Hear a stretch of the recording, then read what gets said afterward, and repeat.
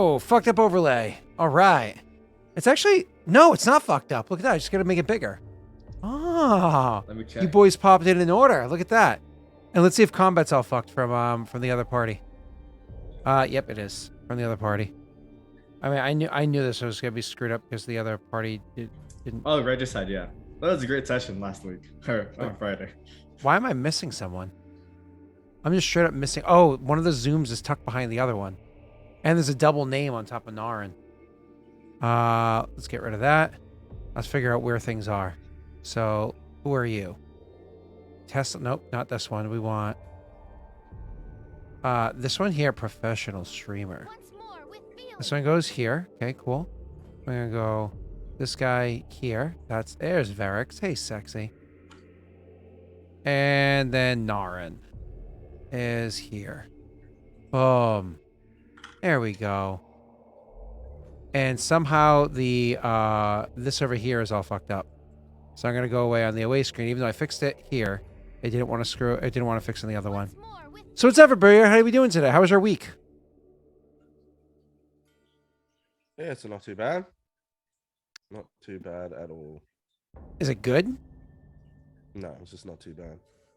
Okay. That's the But it's not a good week. It's just a mediocre week. Yeah. Okay. I guess we'll roll with a mediocre week. Call that a win. I went How about fishing you, Sal? twice and caught nothing. Oh, I'm sorry. I don't like So, fishing. so do you when you guys moving? We are. I think we're gonna be like 100% moved out July like 11th or 12th.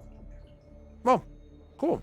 But yeah, other than that, I ran my first D&D game in a while on Friday. It's pretty cool. Who was that with?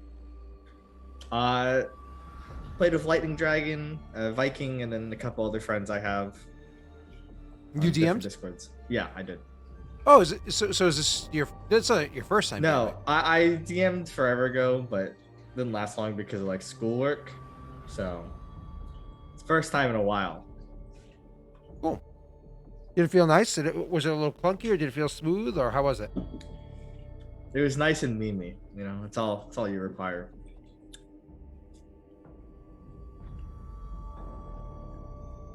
So A little clunky, but session 1 is always clunky. yeah, I honestly hate the first session of a new campaign every time. So Nick, actually, I was talking to Justin today, and he hasn't played D&D. Only last time he played was Eric's bachelor party, and before that he can't remember. Does that even He's like, count? it was no, and I was like, and honestly, I hated that session.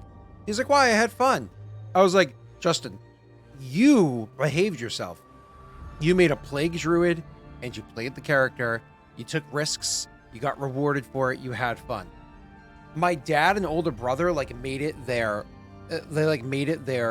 goal to just turn it into just like it was goofy. The whole thing was like we couldn't take 2 steps in the game without them trying to just, I don't know, derail it intentionally. It was so frustrating. I was like, Eric wanted to play a game, but it wasn't a game. It was just weird. I don't know. So I didn't have fun that day. I just did my job. But Justin, so I was talking to him, because I am trying to get a IRL campaign going. Oh Jesus, hi Steve. Oh I'm boy. scared. So I'm trying to get an IRL campaign going soon to actually play at the table, which would probably be like bi-weekly if we do it. Or in the future getting him on a streamed game. But Jesus Christ, already level 4? What the wow, crazy guys. Hello. So what happens when you put 10,000 in? Yeah, fair enough. So I don't know. We'll see what ends up happening. So I'm excited. Nice. Obviously, it's an IRL game. You're going to be invited. Let's. Yes. I'm not Alright. telling you to be like. Suck it, Nick. I'm sitting here like I'm holding back the tears. I'm like, oh, Justin, you mean that friend of mine that I introduced you to? Okay. Yeah, sure. I was like, were you at the bachelor party? Oh, yes. Right. Listen, I got everyone together to decide on a date, and then they chose the only date I couldn't go because it was Samantha's graduation. That was the most frustrating coordinating with those idiots. You know what's funny, Nick? every time I mention you to Eric, he always asks, "What did Nick do this time?" Ah, What do you mean? What do you Yeah, mean? every time I say anything about you, it's always like, "I'm sorry. What did he do?" I am a Fair. gentleman and a scholar. It's just funny every time. Or neither of those, but I'll usually help you move a couch. I was telling Hey. Justin, I'm like Justin. I hang out with Nick. He's like, because he was saying he was nervous about being online. He's like, well, let's chat there, and people are watching. And I'm like, trust me, you can just not open chat. Just don't even have it open. You're fine. Or you can get used to it. Open chat, have fun with them, and so on and so forth, and whatever. I was like, you do whatever you want to do. I was like, my only concern is that when I stream with Nick on Mondays, he's gonna get me canceled. I was like, Nick will be in the middle of telling a joke. I'm like, oh my god, this is it. This is it. It's over. It's over here. Stop stream. And then he takes like a hard left turn at like the last step, and I'm like, okay, I'm still here. Okay. Whew. Look, I have to spend all my good people energy trying to make sure my child's a good person. Okay, I gotta leave the dumpster fire part of myself somewhere, right? This is supposed to be your parents' house. Oh, that's they too put dark. out the fire they started. You know. That's too dark. I can't. Mm-mm. Oh boy. How was your Father's Day, Scott? Awesome! Look what Nick got me for Father's Day.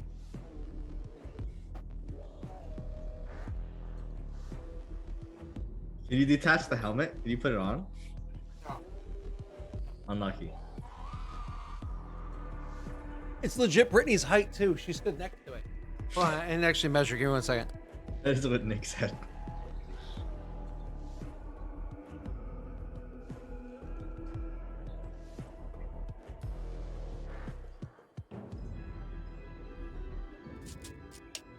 Okay, I think it's 4'11" flat. So I think if you don't include the feather, Brittany's got a 1/2 inch on it. But if you include like the feather coming out the top, then it's taller than Brittany, which is awesome. It's so funny. Did you hear what Brittany got me for Father's Day? No, I didn't. I didn't open it yet. I'll show you.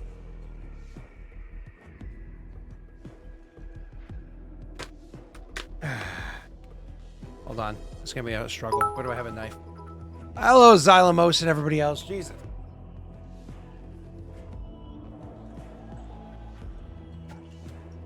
Ah.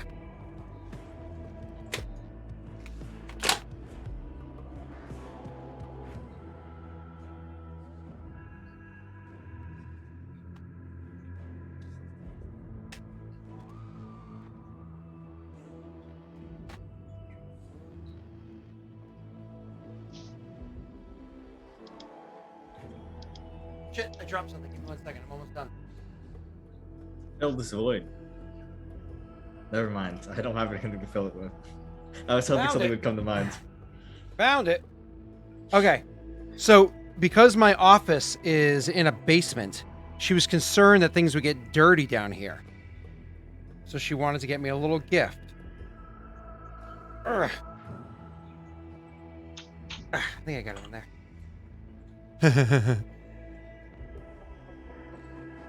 That's what she said, right?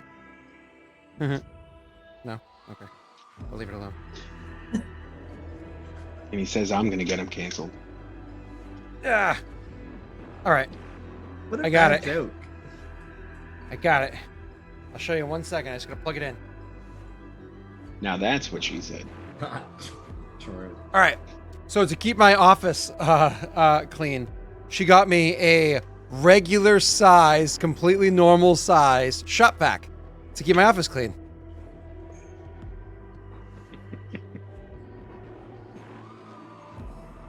Not even joking. It's like, can you hear it? Oh, that's loud. Yeah, it's literally a shop vac for like cleaning up like oh, I'm cleaning up my pad right now. She's like, I wanted you to be, my dad took the shop vac to remodel the apartment, so I wanted to make sure you had one to keep your office clean. Nice. Yep.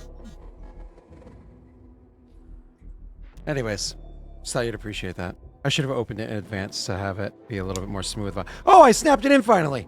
Oh, do that again. Maybe this time it'll actually suck.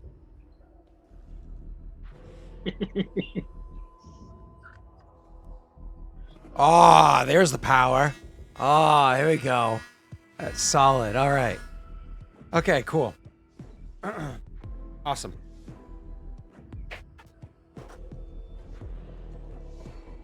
Looks a little inappropriate, but that's fine. Like Sounds a R2D2 little just saw. inappropriate too. I hope that buzzing doesn't go off while you're on a call. Nothing sus happening here. All right. Let's get into the game. Want to do our recap, Jake? Since you haven't said a single word since the stream started.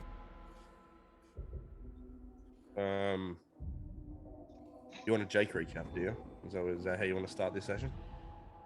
Yeah. I'm scared. All right. So, where do we start? Do we start already in the tomb? Yep. Yes. All right.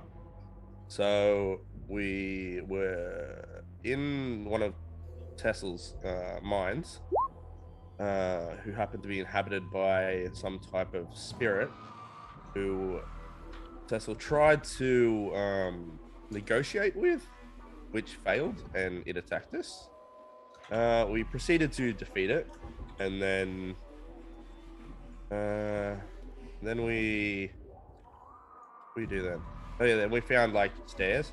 We went down the stairs, and then we just traveled for like days, going through these different chambers, seemingly following a downward course for the most part. Then we ended up getting stuck. Tassel got eaten by a mimic, but then didn't. Then when No, we he got were eaten. returning- He got eaten. He just got better. Yeah. I gave Then when it we kind of were- indigestion, you know. Yes. When we were returning, we realized that there's some type of mosaic or something on the stairs. That's where we left off. Does it all seem about right? Yeah. Well, I guess you're forgetting. Did you say the last part? That's kind of important. Mm-hmm. About the mural on the staircase. Mm-hmm. Yeah. Except you said mosaic. We have a bunch of logs as well from like a guard room or an armory or something.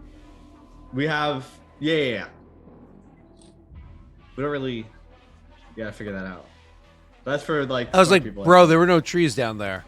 And then I was like, oh, logs, like logging into a journal, like not like a hunk of wood. Okay. Pull up for hype train, so I don't get yelled at by Joey, even though he's not here. I think Joe was here. Did you speak earlier? I think he was one of the first people to speak. Yeah. Oh, he may be here. Literally the first person to speak at exactly 9 o'clock was hello. Listen, And then alright. Bolito said sus. Sussy Baka. Hmm. Before my brain devolves into pure zoomerhood, let's get into the game. Well, while we're on the conversation of that, why is it bussy and not SOC? Stop! Don't get into this. Stop. I don't think we need to get into this. No, you're the resident zoomer I don't know if we want to go down across this all the conversation. campaigns. So why is it bussy and not SOC? Because it's boy. I know. Oh, I know. That's because it's actually Aussie. God, why would you? I don't. This is not. Who taught you this, God? That wasn't me. Was it Messi? Did Messi So- do it? On Twitter, I follow it's the handles like dudes posting their W's. Oh, okay. Yes, I understand now. Sometimes they're great, sometimes they're terrible. But somebody just did the picture of the guy with like the giant dome, and it was like it was something simple like renting. It was like renting or borrowing whatever 10 library books a day, returning them the next day, while slowly adding latex and makeup to my head to make it subtly larger until somebody says something. Like that was the post. The number one subtweet was a man on the beach completely naked, arcing his back backwards, while an octopus was completely wrapped up around his body and whatnot. And it said, "Pussy is pussy." And I was like, What the fuck? What? I'm What? like Twitter. I'm like, why? Why? I'm like, this First is of all- not. Usually it's not a W. Usually it's a top comment. What's up? Octopuses have beaks. Yes. Yes. All right, let's stop. Let's go. Describe this mural as we are walking up the staircase, Scott. All right. It reminds you of a shaved steak sandwich. Like well done steak, otherwise known as chicken. You guys pressed a bunch of buttons at the end of the last session. Oh, I know why. No, this is fighting over. I know why. Yeah. What was the check that was made to see the actual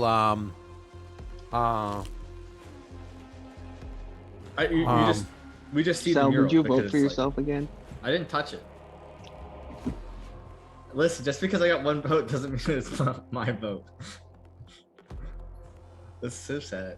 No, we just see the mural because it's like on the staircase as we're walking up and we have eyesight, presumably. Yeah, of course. It's right there. You fucking see it. And I gave a smile description of it, but nobody made any checks or anything like that yet. Okay. No. Cool. So as I said, as you guys are walking back, and it's a multi-hour walk back or whatever it is, just to the first staircase.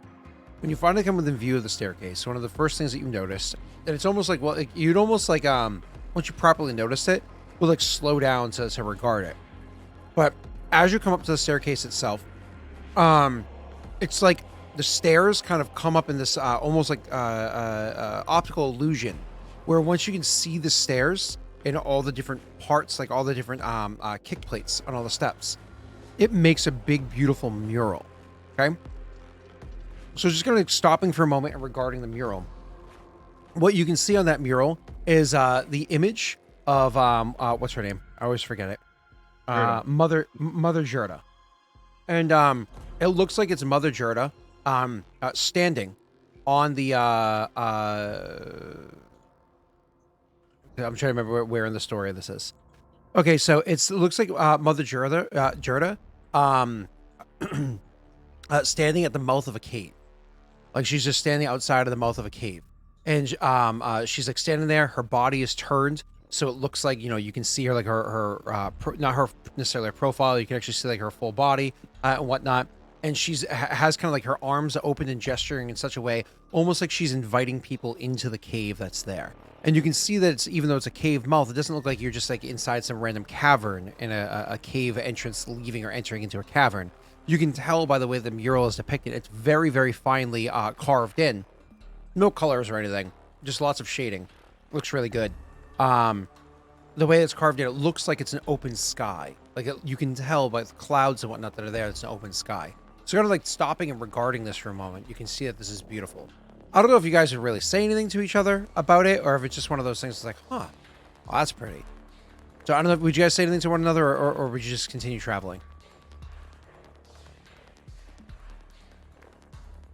I would say like Alon. It looks like the stairs might indicates to what path they lead. Because this looks like Mother Gerda is gesturing to the out, like in the front of a cave for people to go outside, right? That's kind of what I'm getting out of it. It looks like they're what? Like she's standing in the cave, gesturing for people to exit the cave, right? Actually, enter. Enter, but okay. You said it opens out to a sky though.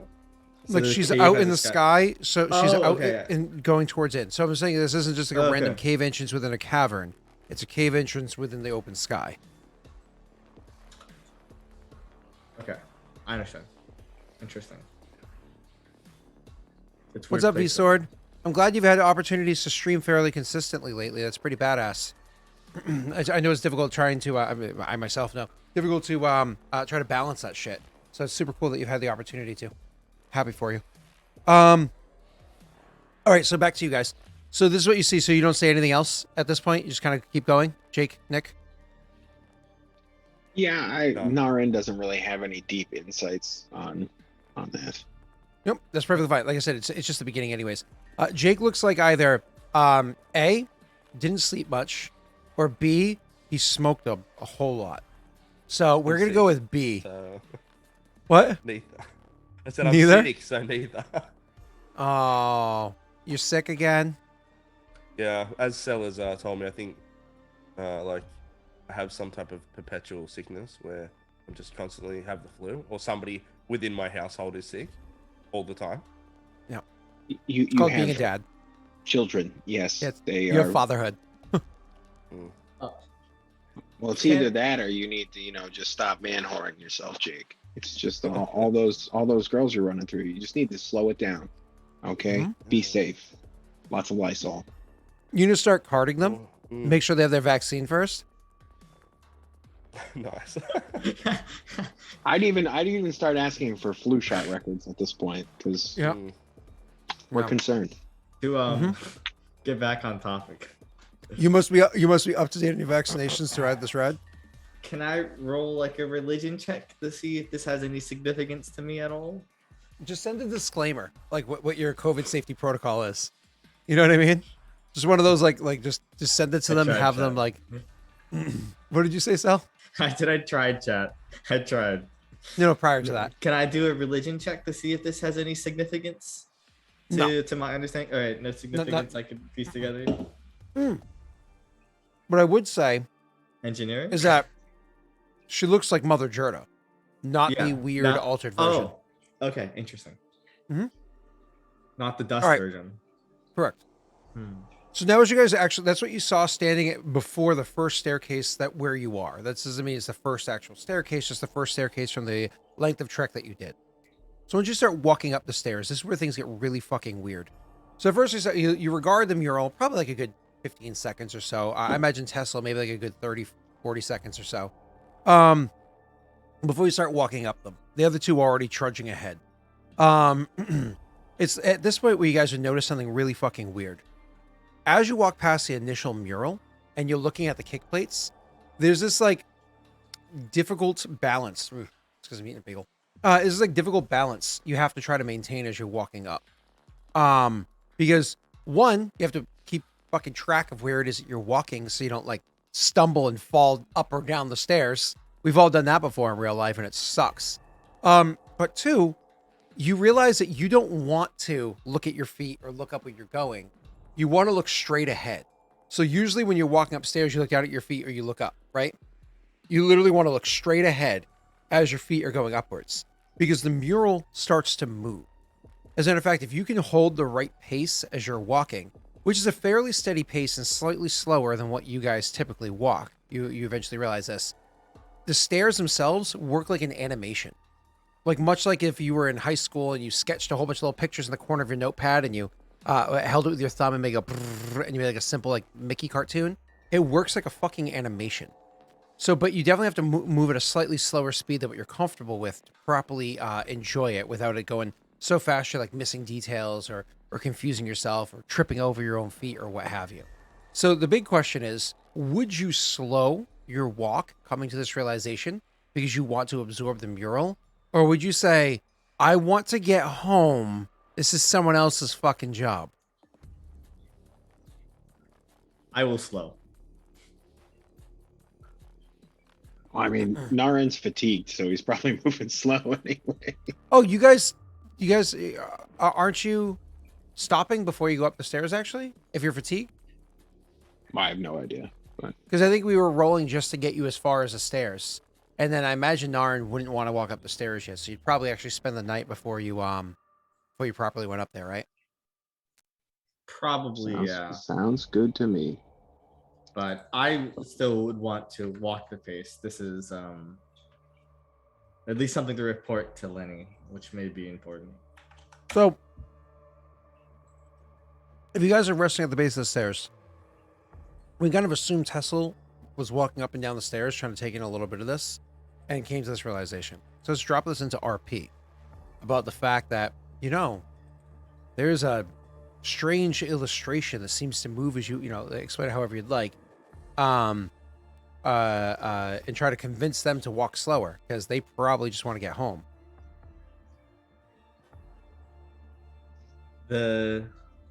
Whoever constructed these tunnels, well, the Vidorans, they have inscribed a moving picture of sorts in the stairs. If you walk a bit slower up them, we can witness this.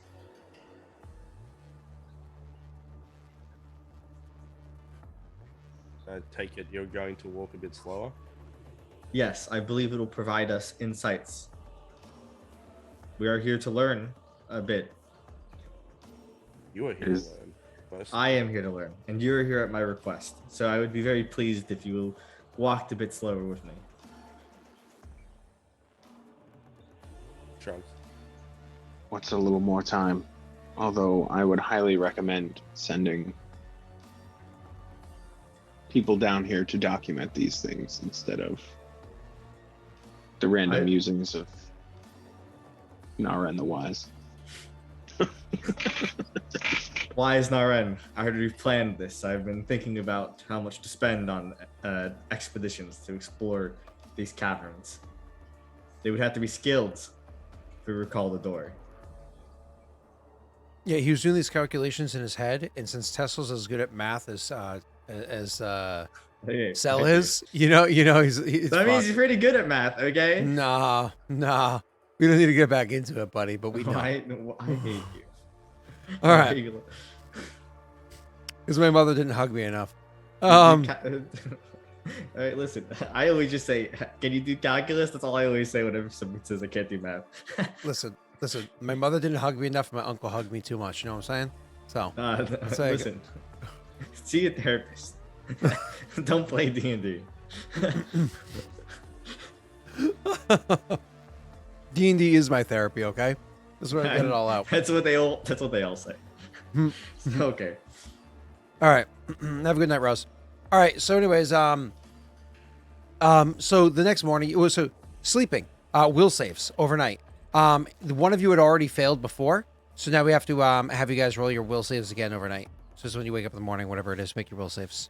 Me and Darren failed before. Oh, so it was only Nick that didn't. Okay. Nick is not right. Oh, sorry. It was only Jake that didn't. My apologies. Oh, we already rolled, right?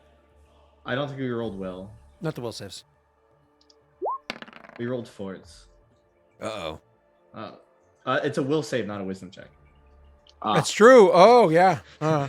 Good call. Your will save is going to be much higher than your wisdom check. Not really. Rolls a It's natty plus one. 2. I mean, it's only Rolls plus a 2 natty difference. one. So, Waiting for Jake to roll it. Give it to me, Big Daddy. oh my god. Well, he took the 20, Nick. You should have rolled faster. Oh. Yep. There it is. Yep. Jake fucking stole that from you. Wait, you Jake guys get stole that punched shit early? from you. Sorry, Nick. I was waiting for you to go, and then Scott got impatient and wanted me to roll. Oh, Who's Jake- it really on? Stole that from you. Were my saves the worst in the If party? Nick rolled first and took that 20, Jake could have used his Winifred's wisdom that he got, and been fine. I got a winner. Why would you waste your winnies on Yeah, it this? was- We're it was gonna in be out chat. of here soon. Oh, it was in roll 20 chat, Jake. Anyways, do you want to try to luck that, Nick? No. Hold on. Can't. No. Do you have any other abilities? Anything? No. Okay. So that means that Tesla is dazzled. Nick is now sickened, and Jake is not impeded. Because Nick has a sickened condition, he didn't have a very restful sleep last night. He feels the impending the pressure of this whole place kind of crushing in on this poor character. So he is both fatigued and sickened going into this, which means he has a -2 strength and dex. He cannot run or charge, and he has a -2 to pretty much everything, including I think saving throws. I think. So yeah, things are pretty rough. So how is Naren behaving the next morning? Would Naren want to just be like is he getting antsy as fuck? Because I think Naren knows that that Tesla has a means of getting out of here without walking. So I don't know if you would, how you'd feel.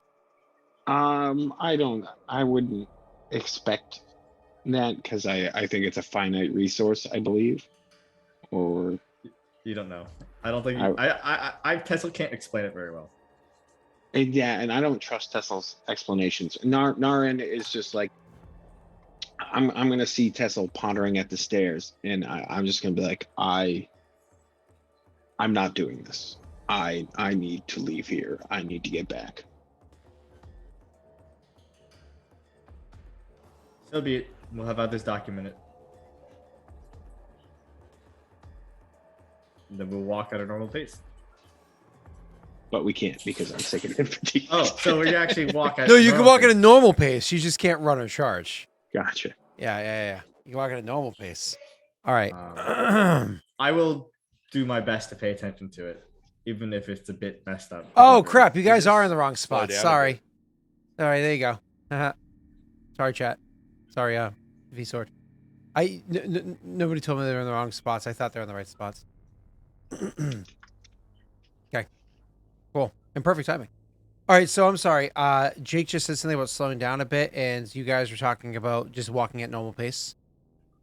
I don't know what Jake said. What were you talking about? Walking at normal pace? We'll walk at a normal pace. I'm gonna just try to pay attention to the thing as best as I can. Okay, so if you're gonna try to Maybe pay you can go, attention, like a little bit slower than us. Not like well, if he does that, we're gonna lose he's each gonna, other. yeah, he'll fall behind because this is days of walking. So you know. Yeah, I'm just gonna pay attention as best as I can. I have really great balance as my plus 11 reflex, Mhm. and my acrobatics is good. So So not too I'm gonna worried have about you- tripping. I'm gonna have you roll two things. Okay. Yeah. One of them is gonna be your acrobatics to maintain your balance as you're not paying attention, and number two is gonna be an intelligence check to be able to properly absorb what it is that you're seeing at the higher rate. Yeah. The other two are just gonna plug along. Unlucky that I probably wouldn't take off my con iron stone. Let me just check if there's anything I can add to this. I assume do you think, would you allow the daring dude to work on this? Can I do swashbuckler finesse? No, No. it's Well, a let's just- prolonged check. I was asking. Okay, that's why I was asking. Yeah, and I'm telling you, no. I won't roll that low. That's fine. I did roll as low as possible. It was probably like Oh a my DC God. 10 check too. Oh my god, that's That- amazing! You know, I won't roll that low. Boom. listen, I'm getting ready to play the Fallout 2D20 system, and your goal is to roll below a number. So I'm gonna be so fucking good at it because I can't fucking roll at all. Whoa. It's painful. Ah, Remember, Steve. Playing GURPS. no- It should have been GURPS. I played Oh. I rolled really well in GURPS. Scott knows. Yeah, he did. It was insane. He murdered everything. Because I can't. I roll for shit. So in I- GURPS, Nick rolls all sixes. So Yeah. Fair. he's trans. So I guess I trip once and fall, and then I stop trying to pay attention. Okay, so at one point in time, because it is a critical failure, right? In the way you guys play. So at one point in time, you guys are walking up the stairs and you're trying to take it to absorb what you see. And I'll give you a small description because you did walk up a bit, but then you end up slipping and falling and tumbling down the stairs like a good bit.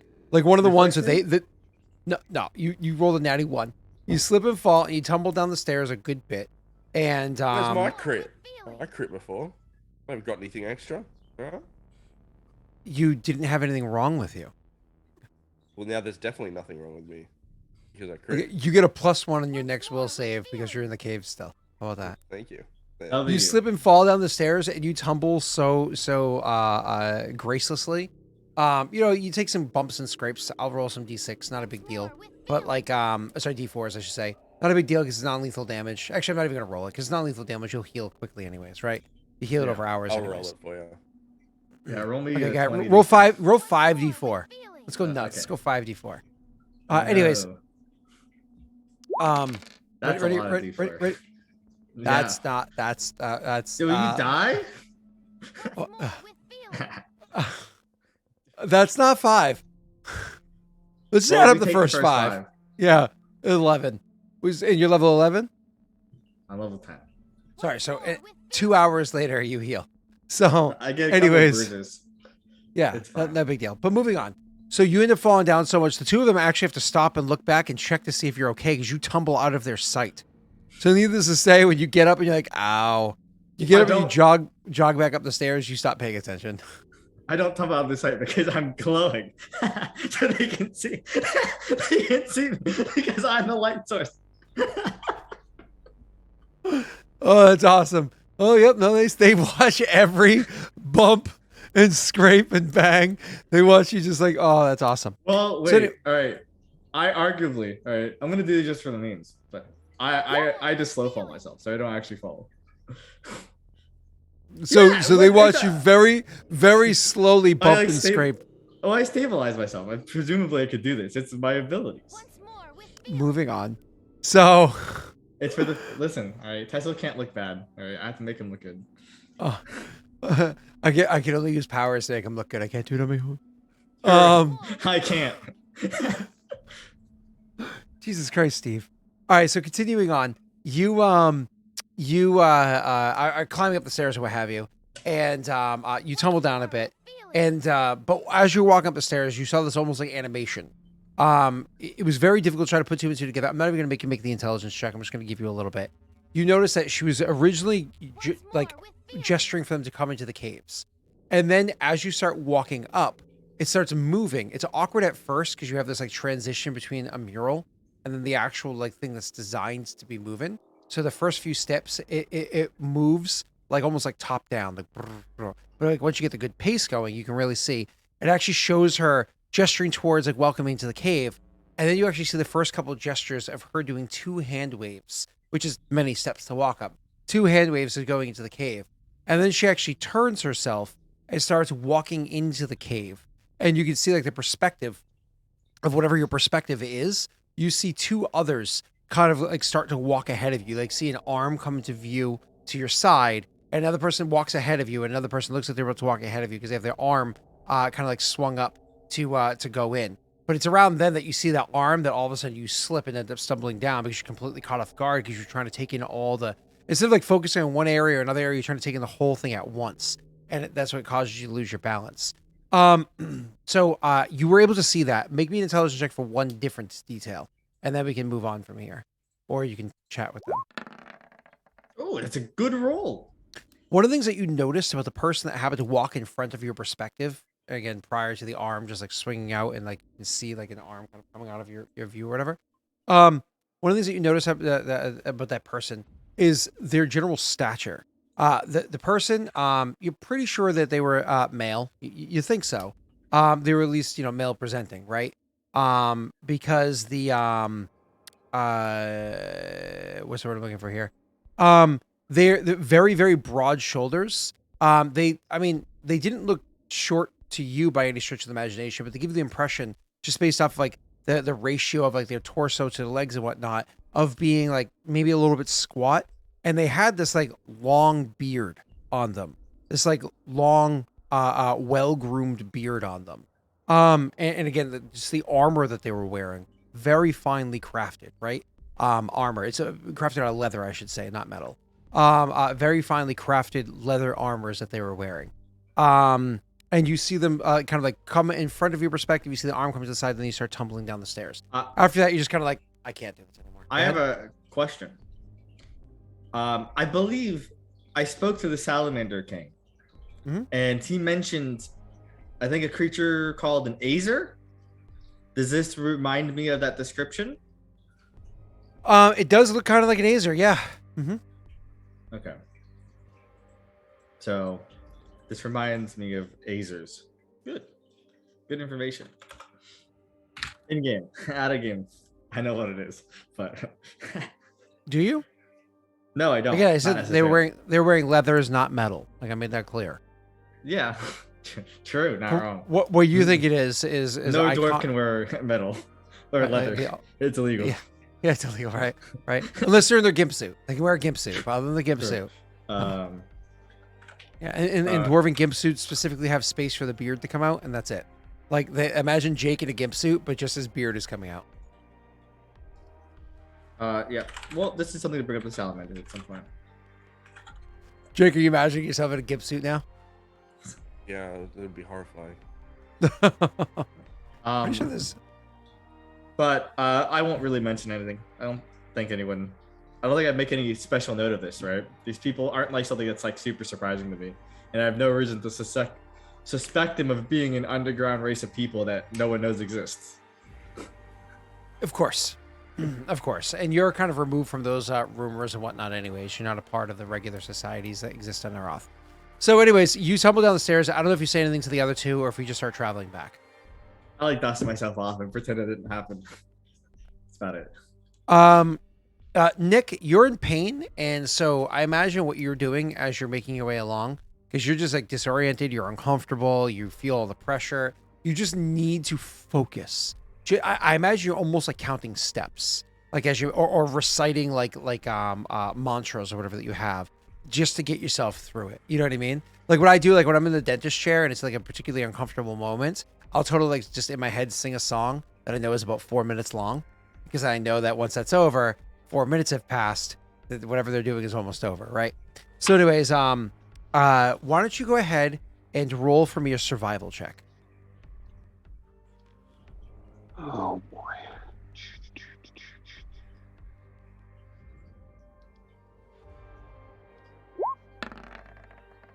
Okay. All right. Pretty solid. Do you want to go? You want to modify that or no? Yeah, I'm just gonna take it because I think Sal's got Kingdom Rolls coming up. Take us. Yeah. It's actually Jake. You still It's from Jake. But that's fine. Sorry, Wow. Jake. So needless to say, as you're walking back, because you had already forced yourself a couple extra hours from when you left that area that you were in, right? When you start walking yourself back, you make your way eventually a few hours later to one of those rooms, and then there comes to be this. You come to this kind of like realization for your character. You realize these rooms that we're walking from and to, like if we do an entire day travel and we start in one room, we can walk from one room to another and then some before we start getting tired. And maybe we can press ourselves enough to get to a second room, but that is really, really, really difficult for you to do. And you come to the realization, these rooms are equidistant from one another. As a matter of fact, if you had to guess, they're about 16 miles apart from one another. It's about how quickly a gnome walks. Like if a gnome were to wake up in the morning in one of those rooms and start walking to another one, it would take them their entire day of travel to get from one to the other. Almost like they're predetermined resting places. And you come to this realization a few hours later as you come into one of those rooms, one of the ones that you were in before, and choose to probably spend a few moments there. Interesting. I don't know if I would outrightly share that on the stairs. Mm-hmm. You wouldn't be on the stairs. You come to this realization probably like while you're eating bread and drinking water, sitting in one of the resting rooms before you kept moving. Go ahead. Then I would probably be like, the trips in the hallways from room to room. It seems like it would be a full day's travel from, gnomes or a being with shorter stature. What does this mean to you, Tessel? Before you jump into RP, Tessel, obviously you can put 2 and 2 together about the rate of pace for the stairs mural as well, or animation as well. I'm sorry, go ahead. Well, it adds up with the stairs. If we walked slower, we would see the movement of it perfectly. About the speed of a gnome, like Lenny. Speaking of Lenny, then, if we want this done in a timely manner, somebody should carry him down here then. Sorry. I'll fucking carry him. I don't believe I'll be sending Lenny in particular. Why? There's people to pay to do it. It's not worth risking my sage and treasurer for this. But besides that, in the mural before I slipped, it depicted a short, you call them short and stout and like wide people. Perhaps the people who made it walked at similar speed to gnomes. I was The salamanders told me of a group of fiery people. They were fiery, right? It's been a while since the description of Yes, Azers. yes, yes, yes. Azers are fiery people. Yeah, they're like their hair and beards are like crimson, like red, like flame, but not actual fire. But they seem to be creatures that live in the fire elemental plane and whatnot. The salamanders told me of creatures that looked similar to the ones on the mural, but I would suspect they're different. I know the Azers lived underground, but these creatures seem to be aligned with Jurta or her dust variant, which would make no sense for creatures of the fire elemental plane. They fall under Krilleen's domain. Makes no sense to me. Same. A creature of the fire plane.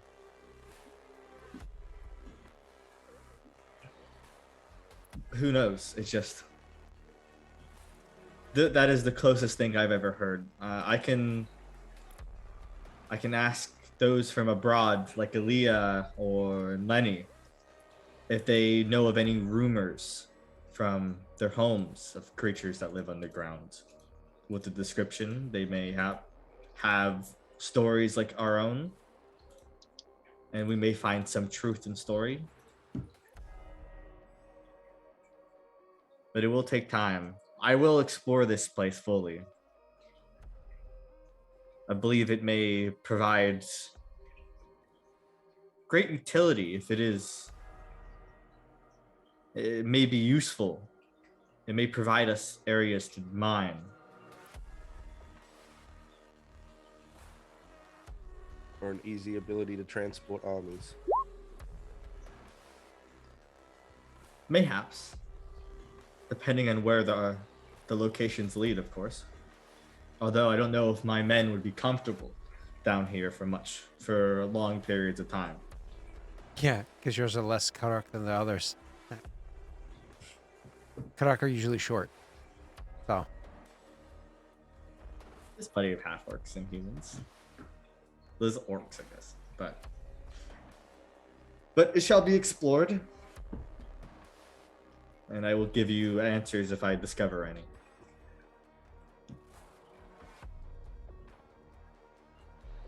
Okay. Perception checks, everybody.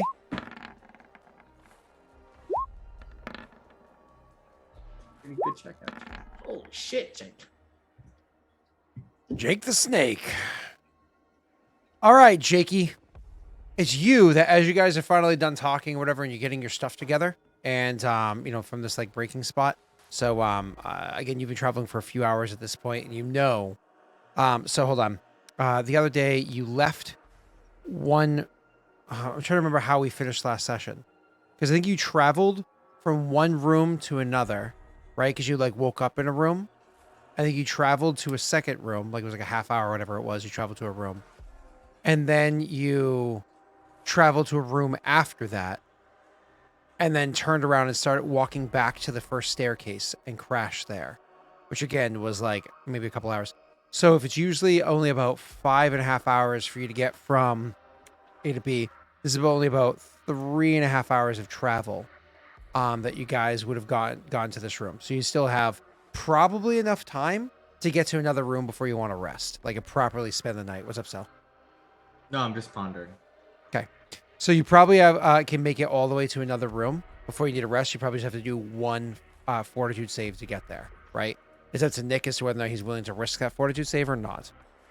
So you're pushing yourself up in this room because obviously it's way too soon to rest here. And even if Nick's character's tired, he wants to get the fuck out. There's no way he's just going to stop here.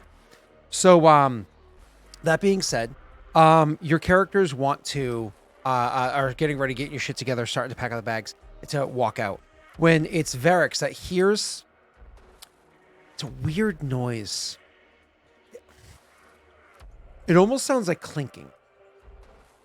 Like a clinking noise. Like if someone were to like almost if someone were to take like a dagger and were to tap it on stone. But not one dagger. Like many daggers. It's a clinking noise. You can hear it echoing from down the hall that you guys are going to be walking down. So again, at this point in time, this is where the break was, where you had to decide, do we want to head east? Do we want to head back west? Or do we want to head south? This is the room where you decided to start heading south, right? So from here, you're supposed to be heading back west. This is the room where you're going to be heading west, but instead, you so that's the way you're supposed to go, and you hear a weird clinking noise coming from there. So you'd have to decide: do you want to head that way, or do you want to, head west instead, east instead? How wide are the hallways? 7 feet feet? wide. 7 7 feet wide. Yep. Okay, so one person thick. Yep. Oh, 2 people thick. So 10. If you walk shoulder to shoulder, 2 people can walk. Combat, 1 person. Yeah, that's not great. Because remember, it's 6 by 7. Or Yeah, 6 by 8. Sorry, I think it's 6 by 8. Because that's a Let me- cleaner look. Read an item I got for checking my HP. It's correct.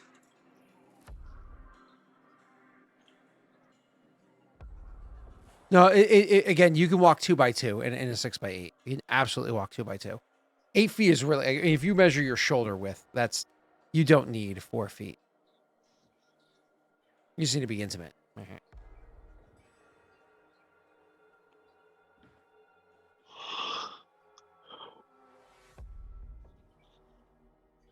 Also, since you're already way back up here, just as a reminder, no snapping. Where you guys are stopping, the good news is it's 32 so it's about 2 rooms away, right? Because yeah, I think you're 2 rooms away from the entrance. Like, so when you leave this room, you have 1 more room, and then you get back to the actual entrance, which is like very exciting.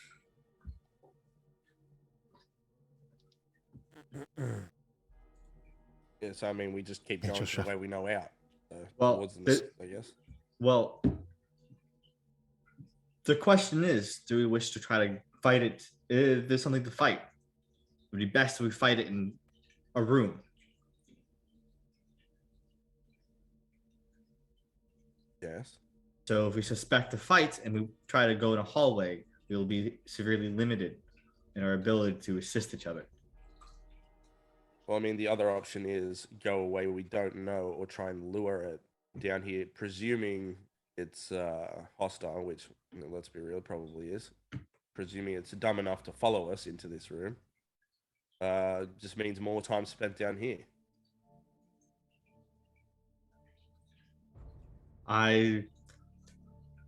Only 2 of us can fight, and it would have to be you and RN. I am still too wounded to fight in the front.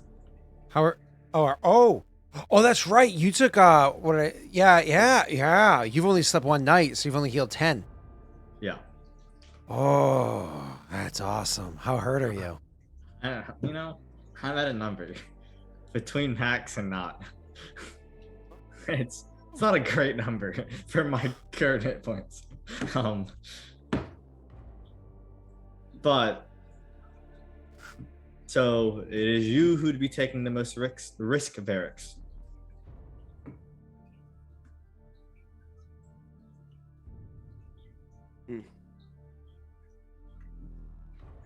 Well, I still don't see another option. Do you not You? wish to even try to lure it?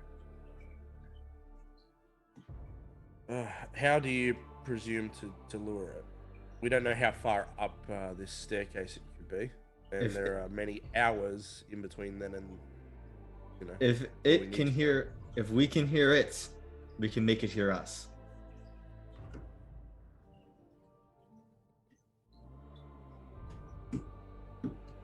This, whatever this is, has either come from outside or from one of those other hallways.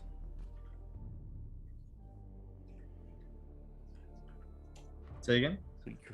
I said, whatever this is has either come in behind us, like from the outside, or it's come from one of those other hallways and those doors that were closed. It might have a key. All right. I think we should push forward. It's more beneficial to us. Aaron's happy with moving forward. I don't. He'll basically be like, I don't have the patience to wait.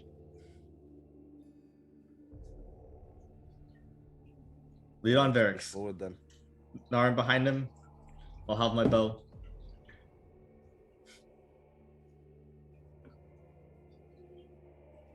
Yeah, we can go forward. Okay, so you good to keep going? Yeah. Yeah. Cool. Perfect. Just wanted to make sure we're all on the same page. All right. I'm cool. sure we can drop to single file and be ready for combat. Yeah, I Sure. assume we are ready for combat in this If you situation. drop it to single file, what's the like area? Like, how do you want to do it? I would imagine it would be Varric's up front, biased to one side. I would be in the middle, biased to another side, with Tessel in the rear. Yeah. Yep. Gotcha. You saying bias, meaning like even though it's 8 feet wide, I'm gonna walk on the left 8. Correct. And Yeah. he's gonna walk on the right 8. Gotcha. Okay, cool. Not a problem. So you guys are making your way through the caves. But as you're walking, Varric's just continues to hear this like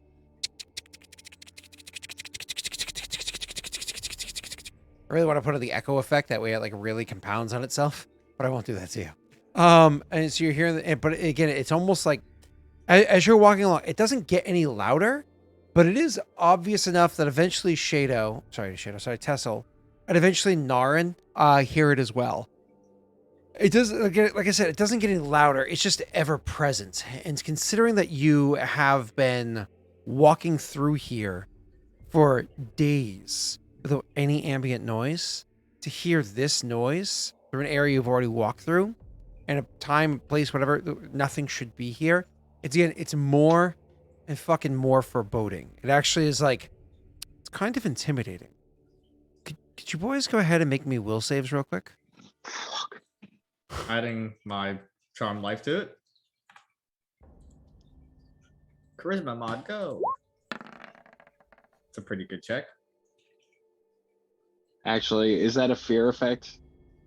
It is a fear effect. Why? You have a modifier? Yeah, I have a +2 to it. Okay, but there's no way to just simply add it. So use just 2 on your 15. Do we all Just- doesn't your banner give us all bonuses to fear effects? Technically, yeah. Okay, I give cool. So everyone- then Jake just roll and we mental math on. Nick, do me a favor.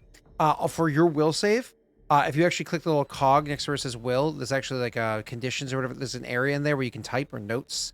Just write +2 to fear, and then maybe in parentheses all or something like that. Varric's only has an 11, but he just brought it up to a 13. You did not win any of that. Are you fine with your 13, Varric's? I can't add anything else onto it, so Gotcha. Okay. Gotcha.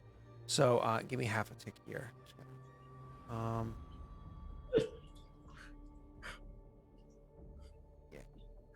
Remember last time I used the bow, boys?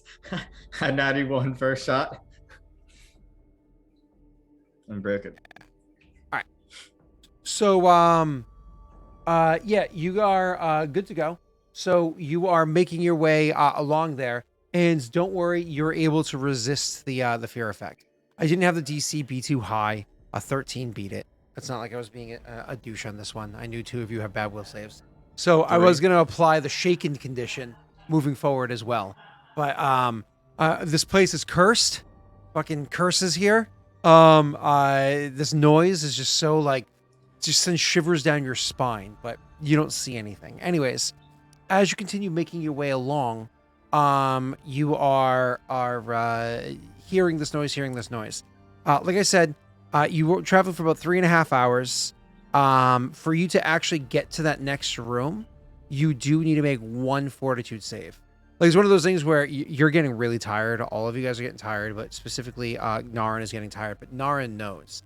He's like, I've been tracking my steps. See, I know I'm tired, but I know if I push on just a little bit more, I can get to a room instead of being in a hallway. And the rooms, as far as you understand, you believe they're designed specifically for resting, right? Now, and the cool part is that that first room doesn't even have all shrooms in it. Remember, that first room actually has a third of it without any dead shroom in it.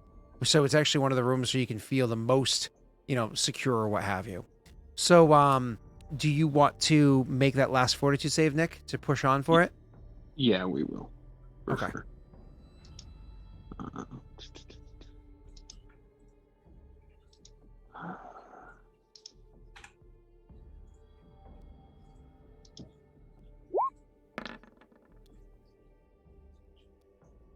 Why are you taking the big rolls? It was his low roll last, Sally. He says, let Nick have that. Okay. He's okay. He's okay. All right. I failed like every save last round. All right. You guys So have better fort saves. you guys make your way into that room. And one of the things you notice when you're inside this room is you hear, because remember, this room also had, this is the room that had 4 doors, not 3 inside of it. The one that you're walking back in, the one that you're going to head through, and the other 2. This is the room that had the 4 doors in it. No. Yeah, this room has 4 doors in it. Yes. So, you guys are walking into this room, and again, it's nice to finally be in a spot where you're not walking on mushrooms anymore, too. This is no more of the mushroom that you're walking through. There's still that clinking noise. As a matter of fact, when you come into this room, you can hear it.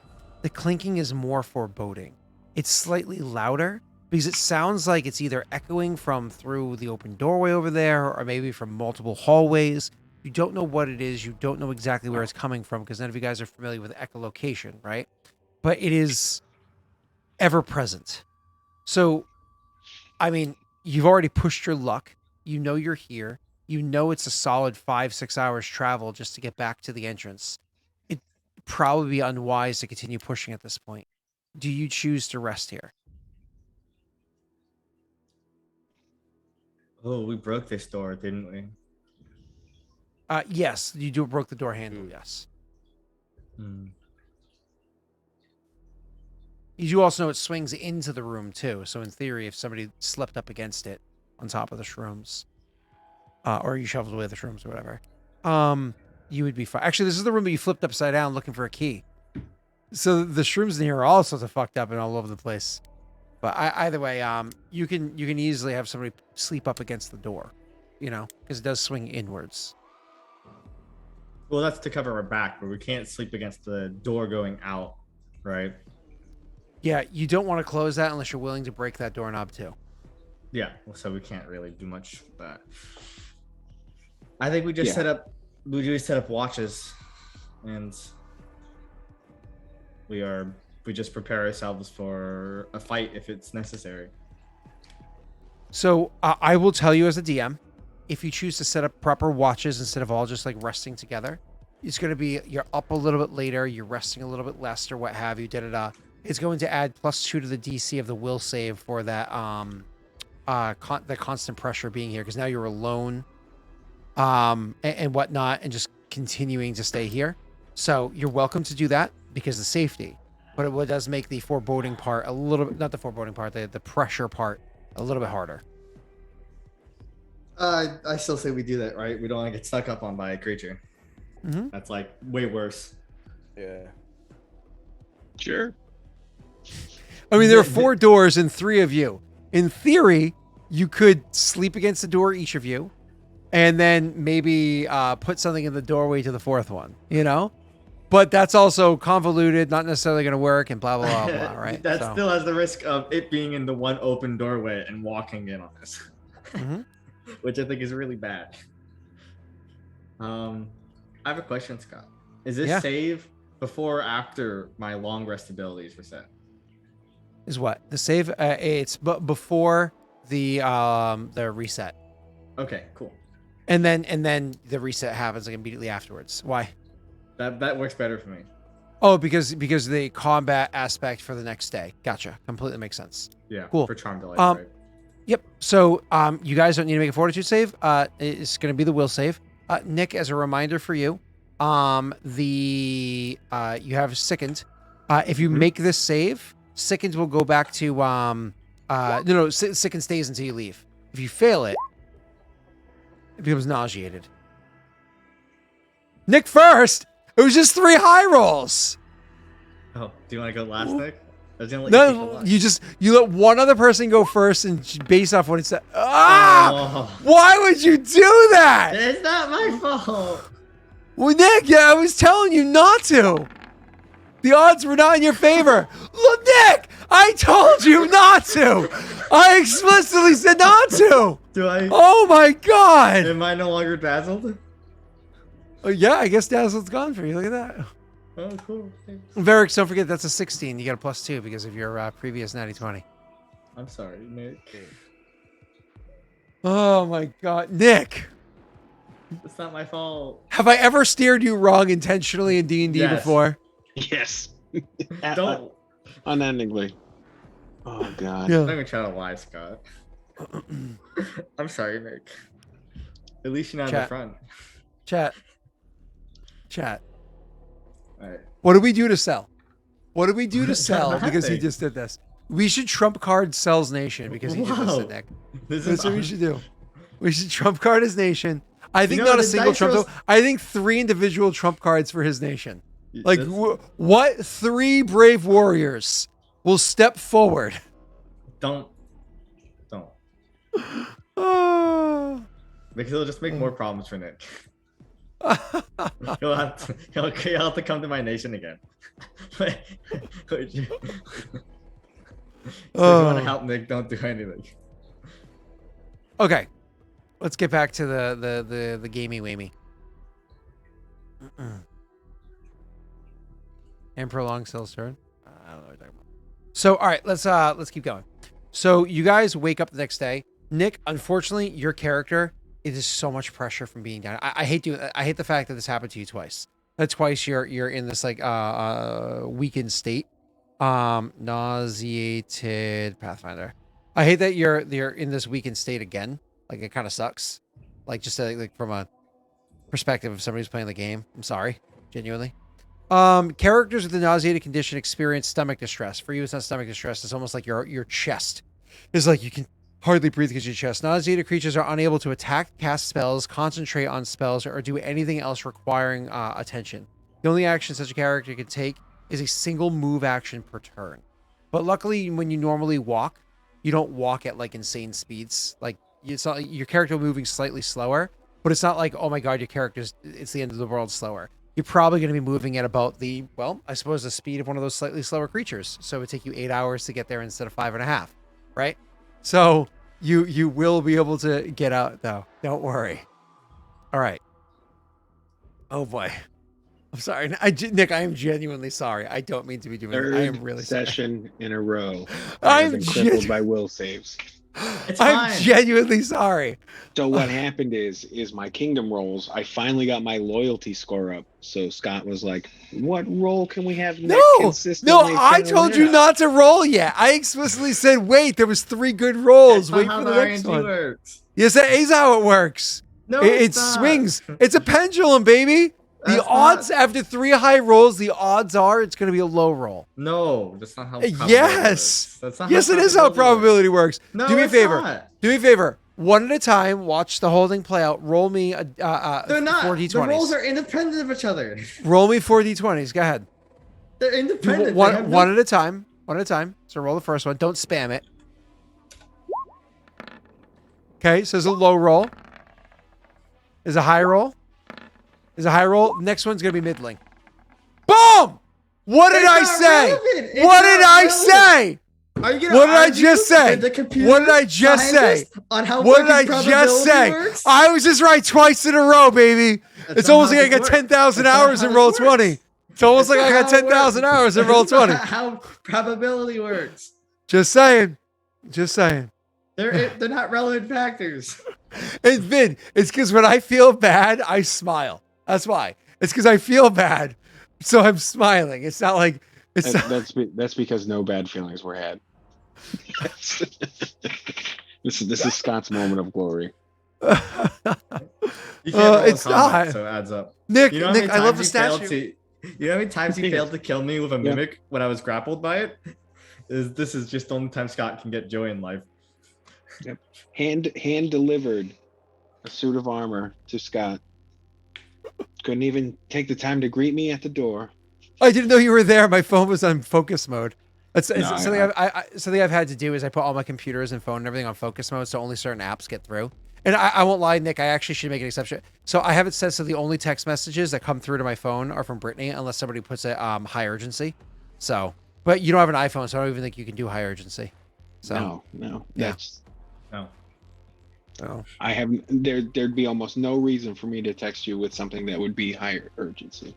I mean, if there was a reason though, either way, it doesn't matter. So you would just call Brittany after me. But anyway, so back to the game. I'm genuinely sorry your character is nerfed So, again. Guess who's fighting? So I can't fight at reach. You have a reach weapon. That's why you're in the middle. Not anymore. You still have reach. I literally can't attack. Oh, you're not. Oh shit! Wait, Nazi means you can't attack? It's almost like he just started paying attention. No, I just didn't know what nauseated did. I just read it out loud. Oh, I wasn't listening to you. Thanks. That's not great. That's quite bad. Thanks. This is the most wonderful conversation. Yeah, you want to give me your Naginata, I guess? I can fight You every. didn't know how to use it. All right. I So have so martial anyways, weapon proficiency. so it's not martial. I'm pretty sure it's exotic. For us, it'd be martial. So okay, back to the game. You guys are there. You wake up in the morning, and you did your night's watch, right?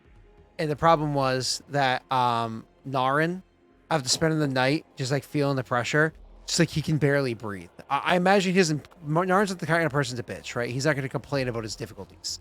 He just you notice as he's kind of like, all right, he's very quiet that next morning. I mean, Nick, unless you rather describe it yourself. I would say more that you can just hear him. He's breathing heavy. He's sweating. He's pale. He's he does not look well. He's dead on his feet. He won't say anything.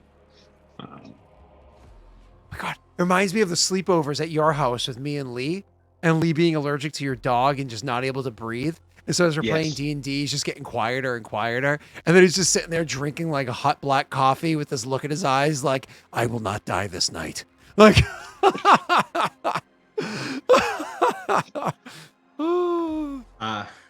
I guess noticing this, I look to Varix. You got that spell that makes your arms long ready? Ready? Yeah. I don't know how your magic works. I'll be taking front. Kind of smiles at you and just gestures. I look about half dead, but all is well, boys. I lead the party and we venture forth.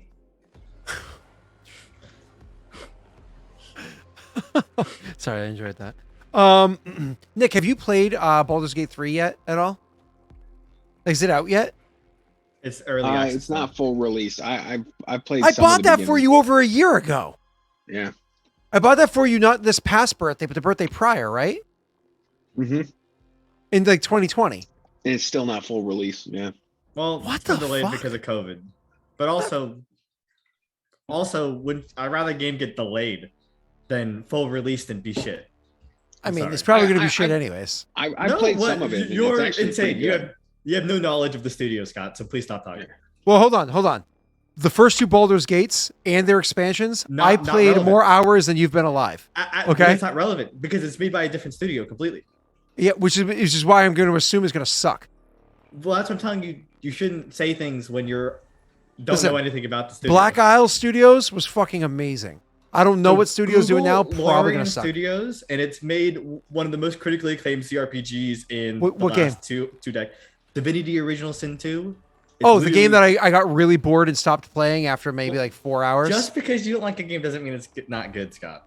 Ever consider that? From my perspective, probably going to be boring as fuck. That But to be your- fair though, it was boring because I was playing it with Mike. Well, I mean, it's a better single player game. I'm sure it is. I'm pretty sure I still own it and would probably eventually stream it if ever I start streaming video games again. But It's a very, very good game. But anyway, Yeah. Baldur's Gate will be released when it's ready, and I'd rather it be like that. I mean, Also- Nick. Okay, so sorry. Vikings saying that you liked it. Nick, will you vouch for Yeah, that game? yeah. I played. I didn't want to play too much of it, but I did one like playthrough, and I put a couple hours into it, and it was good. And then I stopped because I didn't want to get to the end, and then by the time the content releases, I would have ruined too much of the beginning content for me to want to play through it again. So I'm not a fan of doing playthroughs multiple. So I won't lie. The what was his name? Icarus or Vernicus or whatever the fuck his name was. The bad guy from Baldur's Gate 2, having to play through that fucking dungeon over and over. It was so boring. Like the first like 2 or 3 times playing through it was pretty awesome. Like, because the first time you're like, you got me. Second time you're like, oh, I found new shit. Third time you're like, I know where all the things are. I can go through it relatively quickly. But then after that, you're just like, I just need a skip button. Just let me press one button, get all the experience points and loot for free. Just put it in my inventory box and then just call it a day. Like, and I'm sure somebody patched it for that. But after a while, it just gets old, true. you know? So. Yeah. And it's okay, but it's 5e-esque, you know, that's the base. And I'm just like, oh, so my casters suck and my fighters, it's just everything's meh. Because it's balanced. Hyper balanced systems are all ruined. They just don't work for me. I can't do it. They're not fun. There's no point in playing a different class. So I'll get to you in a second, Viking. So the did you ever play Temple of Elemental Evil? No. So I had Temple of Elemental Evil. I beat it once, and unfortunately, the game just started crashing after that. Like, I think maybe because I updated Windows and it wasn't capable, or whatever it was, it started crashing afterwards. I could never play it again afterwards after the first like initial like opening area. Anyways, that was based off of 3.5. Specifically, it was right after 3.5 came out. So I had all the new charge. It was literally 3.5 the video game. And Nick, I'll tell you right now, for being the most true to the rules of all the games that I've played, that one was awesome. Because you remember Neverwinter Nights was fairly true to 3.0. Yeah. And that was okay. I mean, the best part about Neverwinter Nights is making your own quests or whatever, right? But it was very true to 3.5, and it was really fucking cool. But because it was so true to 3.5, the first like 3 levels of playing your characters was devastating. Like a frog, like the first encounters with giant frogs, and they can legit just eat your character. And that was it. You failed your save. They ate your character. You're dead now. Like, oh. Like, okay, I'm going to remake a whole new party with all ranged weapons. Then you get inside, and you're inside these small, narrow corridors, and skeletons will use the corridors to their advantage. They'll just wait for you to come around the corner to attack you. They won't, like, aggro up to you. They'll just be like, oh, you're attacking me with bows, and go around the corner and wait for you. And you're like, fuck! Anyways, let's get back to the game. So, you guys, so you walk up to him and you say, what? He described himself, and you were going to say something to his character. No, I just lead instead. I don't say anything. Oh, I think okay. I think it's a silent understanding of the circumstance. Okay, gotcha. It's funny too because it makes sense because his character is like the most like free, if you will. Like you grew up in mines, and he grew up in the barren lands, where being inside of a cave was a good thing. It allowed you to hide from the sweltering sun or hide from the blizzards, right? But Nick's character literally grew up on the open plains in the back of a Kamatori, and then spends his days like the most encased he is in a fucking forest with a canopy is way over his head, right? Like, and even then you can see the sun piercing through. This is not something that's meant for his character. He's coming to this realization he's not somebody that's meant to be down here. All right, moving on. So you guys are making your walks forward, but that whole time, as you're walking along, right? The whole time that you were resting, you could hear it. And as you're continuing to walk forward, it almost sounds like it's getting louder. Oh, actually, oh fuck, I forgot to say something for last night. We'll have it be during Nick's turn. Nick, you want to go ahead and roll me a perception check from last night, but before you were nauseated.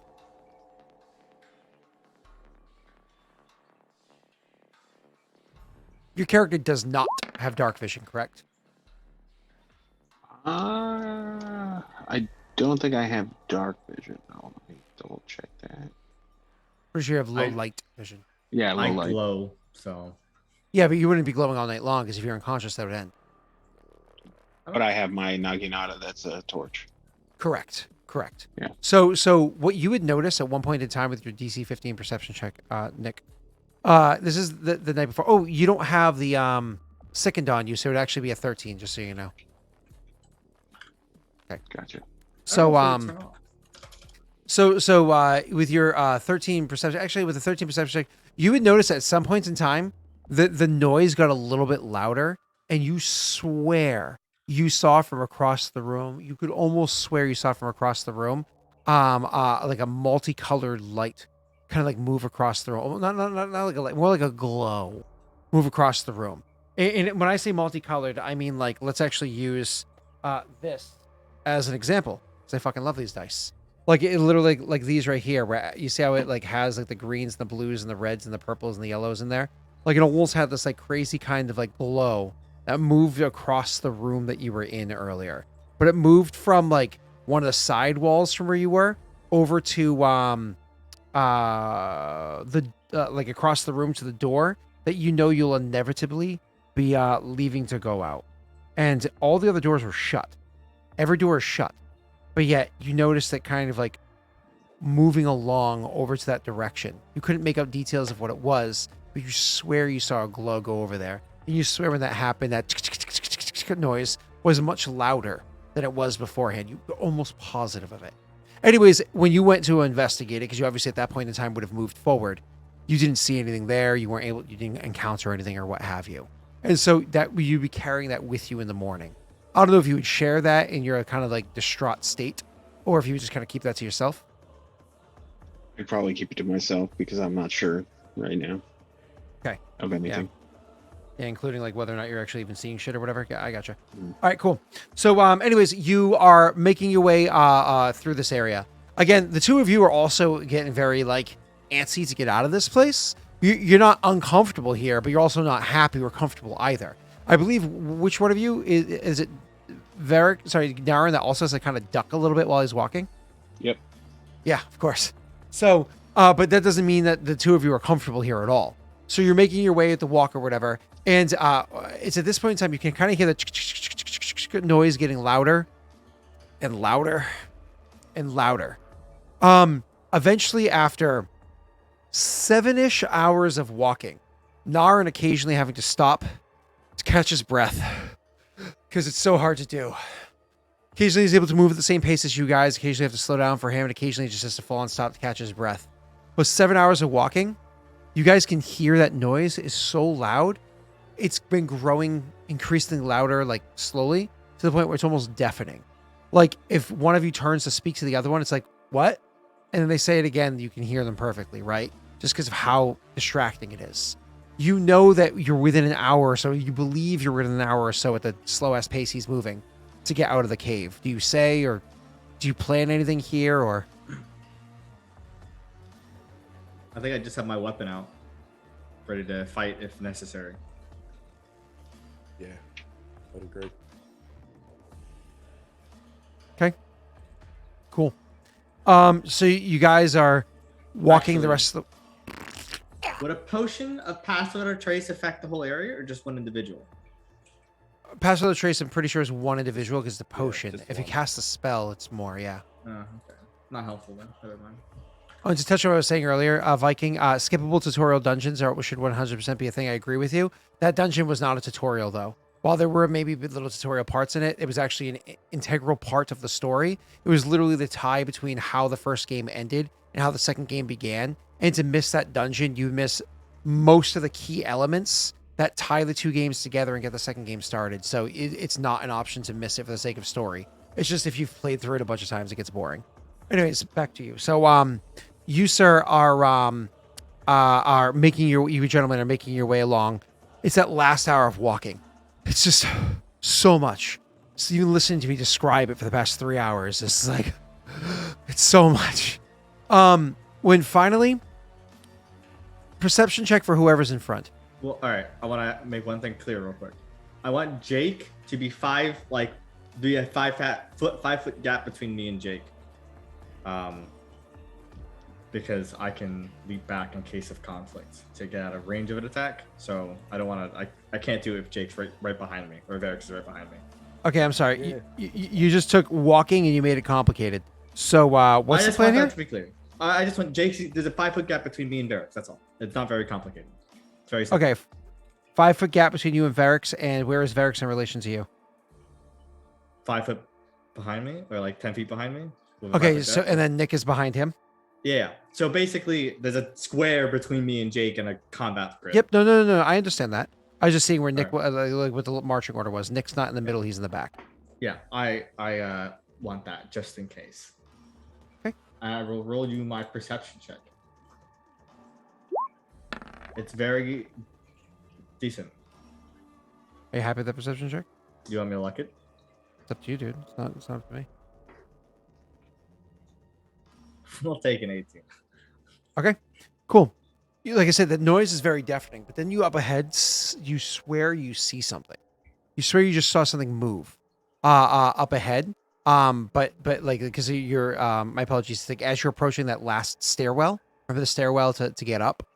You Mhm. swear like because the stairwell it starts off straight and then it becomes a spiral down. If you remember that, and then oh wait, hold on, that's not true. No. No, it's just a straight staircase down. straight. That's right. Yeah, Well, yeah. it's It's for up. like a long time. It's a staircase up. I was thinking from the top down. So either it's a straight staircase, but for like a long fucking time. Remember? So Yeah. when you swear just out of the edge of your vision, you saw something moving up there. Like you saw something just barely move, and again, it almost had like a bluish or like a greenish color to it. And you're like, what the fuck was that? I pointed out, like stop us, right? Hand up. I saw something, a greenish color, skittering. Was it on like the ceiling?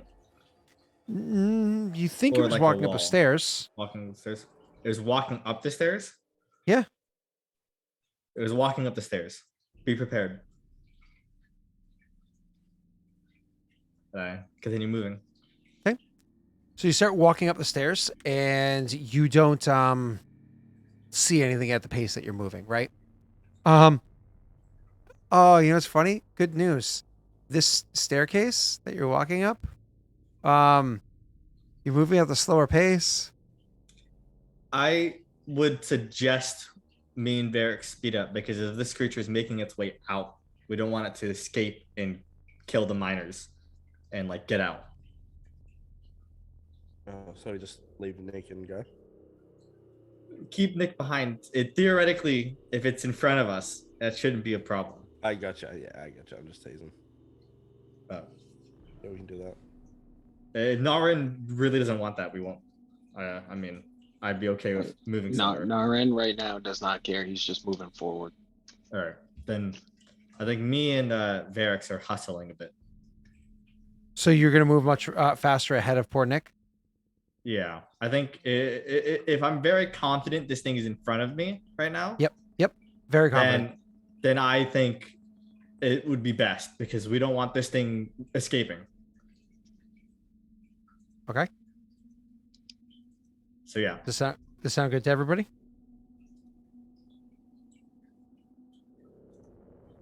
Yep. a resounding yes. Cool. So that being said, you guys are going to start jogging your way up the stairs. I was asking about the slower pace for the sake of if you wanted to watch the mural, but never mind. So so you start walking your way up the stairs. So start jogging your way up the stairs to get there a bit quicker. As you're jogging up the stairs, this last very long stairwell, I need both of you guys to make a fortitude save because it's a long fucking jog.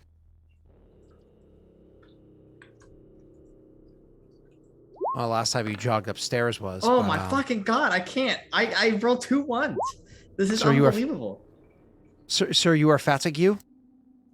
Oh god. You'll get that back from doing a proper rest. And I don't mean 24 hours. I mean like sitting down for like an hour or so. But or Yeah. even 10 minutes or so. But It doesn't help Alright. us in this circumstance. so anyways, you so you guys are jogging up the stairs. And it's one of those, by the time you get to the top of the stairs, you just have a stitch in your side. You're just like, you're also out of breath. You have a stitch in your side. You're in pain. Not so much pain that you're going to stop because like you're going to push on, just like how Narin is all sorts of fucked up, but Narin is a soldier. He's uncomfortable. He's in pain. He's delusional. He's out there, but he's still just going to one boot in front of the other and keep getting the job done. He's a soldier. It's what he's trained for, right? So he's not going to complain. He's just going to do it to the best of his ability, even if his ability is lacking at the moment. So you guys eventually get upstairs, and when you're finally into the area where you had pushed that thing to the side, you see something like you've never seen before, literally up on a wall, standing there. So the first thing coming out is, of course, a Tessel. So Tesla's out of breath with a stitch in his side, like a burning sharp sensation in his side, when he sees this weird-looking creature. First of all, it's about the size of like a proper sized dog. Like it is not small by any stretch of the imagination. It is standing there with God, it looks like it has 6 legs. It looks like it has 4 or 6 legs. It's hard to tell because of how it's moving. Yeah, no, it's 6 legs with 2 almost looks like arms coming out the front of it. Holy shit, it looks like a scorpion. And you know what a scorpion looks like because Varix literally used to ride one before. He actually rode a summoned scorpion at one point in time, right? So it literally looks like a scorpion, but a scorpion that looks like it's made out of crystal. Out of like crystal. And it's translucent and has all these scintillating colors coming off of it all over. It is an absolutely beautiful looking creature. And it's up on the wall doing something. You don't know what it was doing, but you know it's up on the wall now doing something. And what is it? Up on the wall doing something. And all of a sudden it looks at you. And as it looks at you, I imagine, want to roll initiative. Yeah, I believe it's not really a choice. I think I'm a little obligated. You got to pull up the tracker. Oh, yep. My apologies. And let me get over to the same one that you guys are on. That way it works. Nick. Okay. That's good. You guys left him in the dirt anyways. Yeah. So you guys can go ahead and do it. Initiative. Okay, it's not a 1. That's all I cared about. And initiative, these things have a bonus of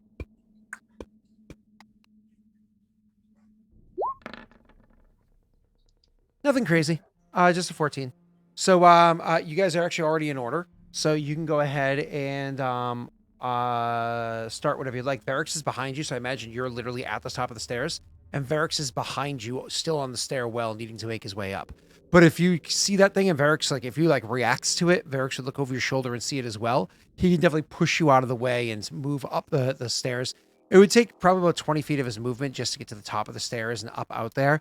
He would also be out of breath, but not with a fatigue condition. He would also be out of breath though.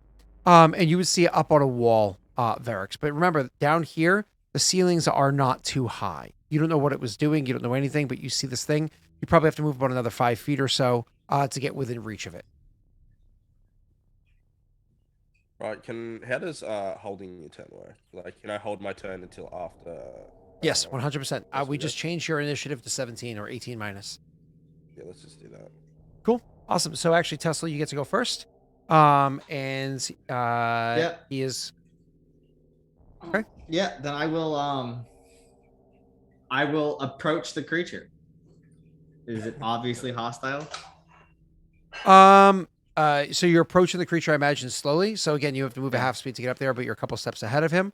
So if you approach the creature, taking probably what it was like 20 feet of movement or whatever to get up.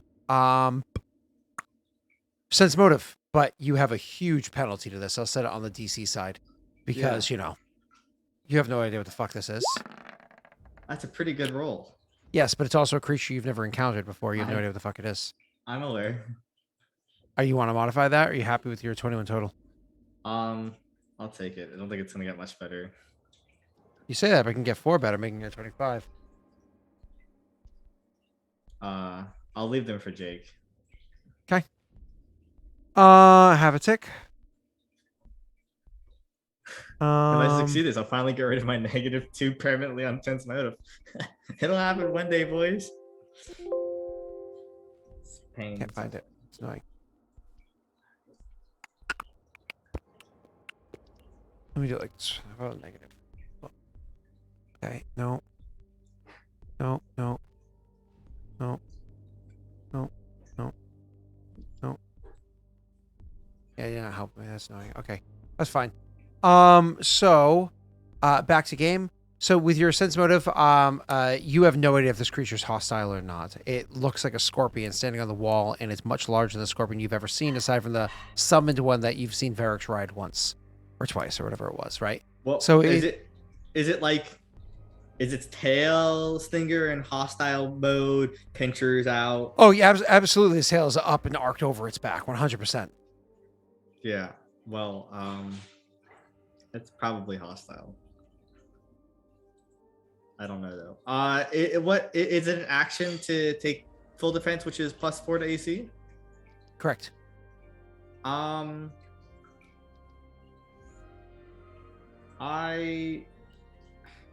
Fuck it. No, I'm gonna just kill it. Okay. You can still fight defensively if you want. Which is what? Minus 4 chance to hit +2 AC. No, your acrobatics is high. I think it's a -4 +2. +3 for sorry. Your acrobatics is really high. -4 +3. I'll do that. Yeah. So -4 +3. We'll factor. I'll just do it here. You should have always done that in your fights against Rena and them because your chance to hit so high. I didn't. I forgot that was an option. Okay. Yeah. Anyways, go ahead. 18 probably misses. Confirming. Probably doesn't miss. It probably just like slides off if it's 18 hits. high. Oh shit. I assume it probably doesn't take precision damage. So I will take the damage that I need to. Yeah. Okay. It feels like a construct of some sort. Thank you. So that's your turn.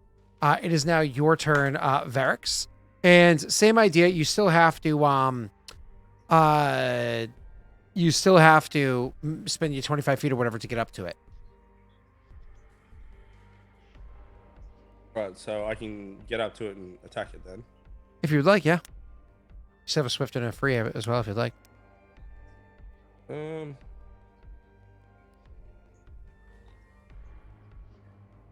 I will. Is it a large sized creature? Technically, it's small size. Like I said, like a proper sized dog. Oh, okay, yeah. Because like a Great Dane is medium sized, but like most dogs are small sized. Yeah. Alright. And then shitty dogs or cats are tiny sized. What if it's a big cat? I mean, then it's probably small or medium. Like if you're talking about like let's say like a cheetah, I think is small, and like a lion, I think is medium. Or do they do lions as large? They might do lions as large. Lions are large. Yeah. I suppose I will. Attack it with my brother. Yeah, I'll attack it.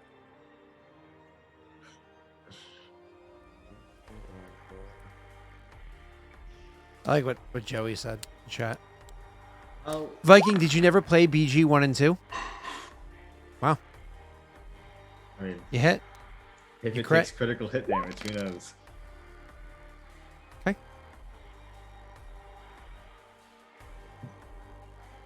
1 second. Okay. Half a tick. Half a tick. So you hit this thing as hard as you possibly fucking can. Like we're talking, if this was actually a scorpion, this thing would absolutely be dead. Unfortunately, with that extremely precise blow that you landed, it didn't seem to do exactly what you expected it to. Don't get me wrong, you fucking hurt the thing, but you didn't hurt the thing anywhere near as much as you had anticipated you would. The thing is absolutely, what is it? It's right there. It's right by you guys. It's on the wall, ceiling, whatever. Crawling there. It looks very injured. When I say very injured, I mean there's cracks all along its crystalline body, its tail, its legs, so on and so forth. What it ends up doing is it makes a free 5-foot step to back up 5 feet, and then you see it start to glow, like pulsating with a glow. You see it like all these scintillating colors start to happen on its inside, not like shining outwards, but it's inside. These scintillating colors, and then all of a sudden you hear the sound of shattering crystal as the thing kind of like collapses and shatters and like implodes into itself. And then all of a sudden it's gone.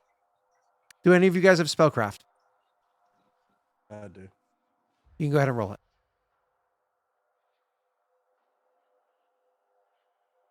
You obviously didn't rage, so. Are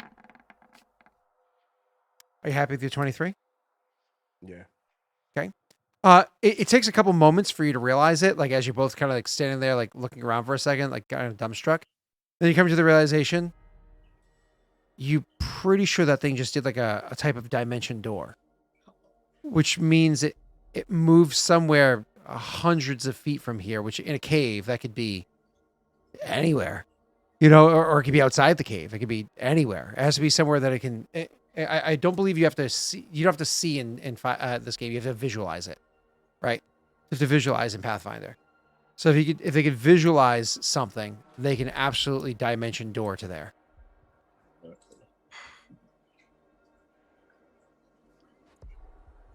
We should check on Naren. That creature has appeared somewhere else. You check on Naren. I see if it went outside. Then we go check on Naren. So we split.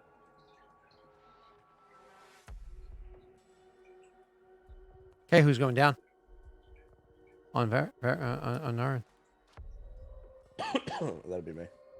Yeah. You So got that reach spell handy? You got some long arms for it, okay? out of breath, but still wanting to make sure that your ally is good, you turn around and start huffling down the stairs. Which I won't lie, I'd rather run upstairs than downstairs. Like running downstairs is scary as fuck. It's like it's like running down a hill. Like running down a hill that's too steep. Oof. That makes you think of a time, but we weren't running down a hill with Neil and he lost control and smacked a bunch of trees. Anyways, so Neil's so dumb. So where was I at? Rest in peace. He's still alive. I assumed. Where was that? Okay, so clearly you're gonna get to where you're going to first, Cell. So you make your way outside the cave, and as you make your way jogging outside the cave, you see another one of those creatures. Oh. At first, you think it's the same one. Oh, you see that creature. You think it's the same one. Perception check. There I go again, giving away all my details. You know, Tassel. You see the creature. It should be pretty obvious if it has the cracks on it. I would assume. Not from a distance, though. Oh, yeah. Well, I mean, I'm running up to it anyway, so. So you're gonna go to engage. Yeah. Okay. So you would rush up to attack this thing. I'm gonna go ahead and have you re-roll. You can click your mini and roll your initiative again. I love rolling initiative. Cool. It's a really good roll. That's a really bad roll. You get to run up first. Yep. I close the gap between us, I assume. Yep. I will fight defensively once again.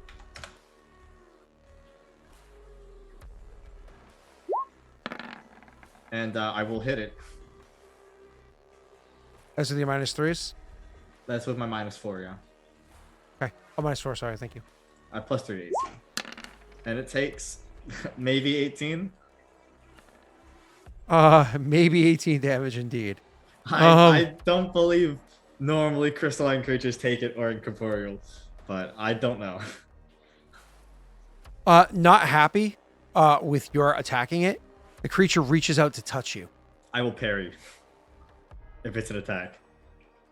It is technically a touch. Then I will parry the touch.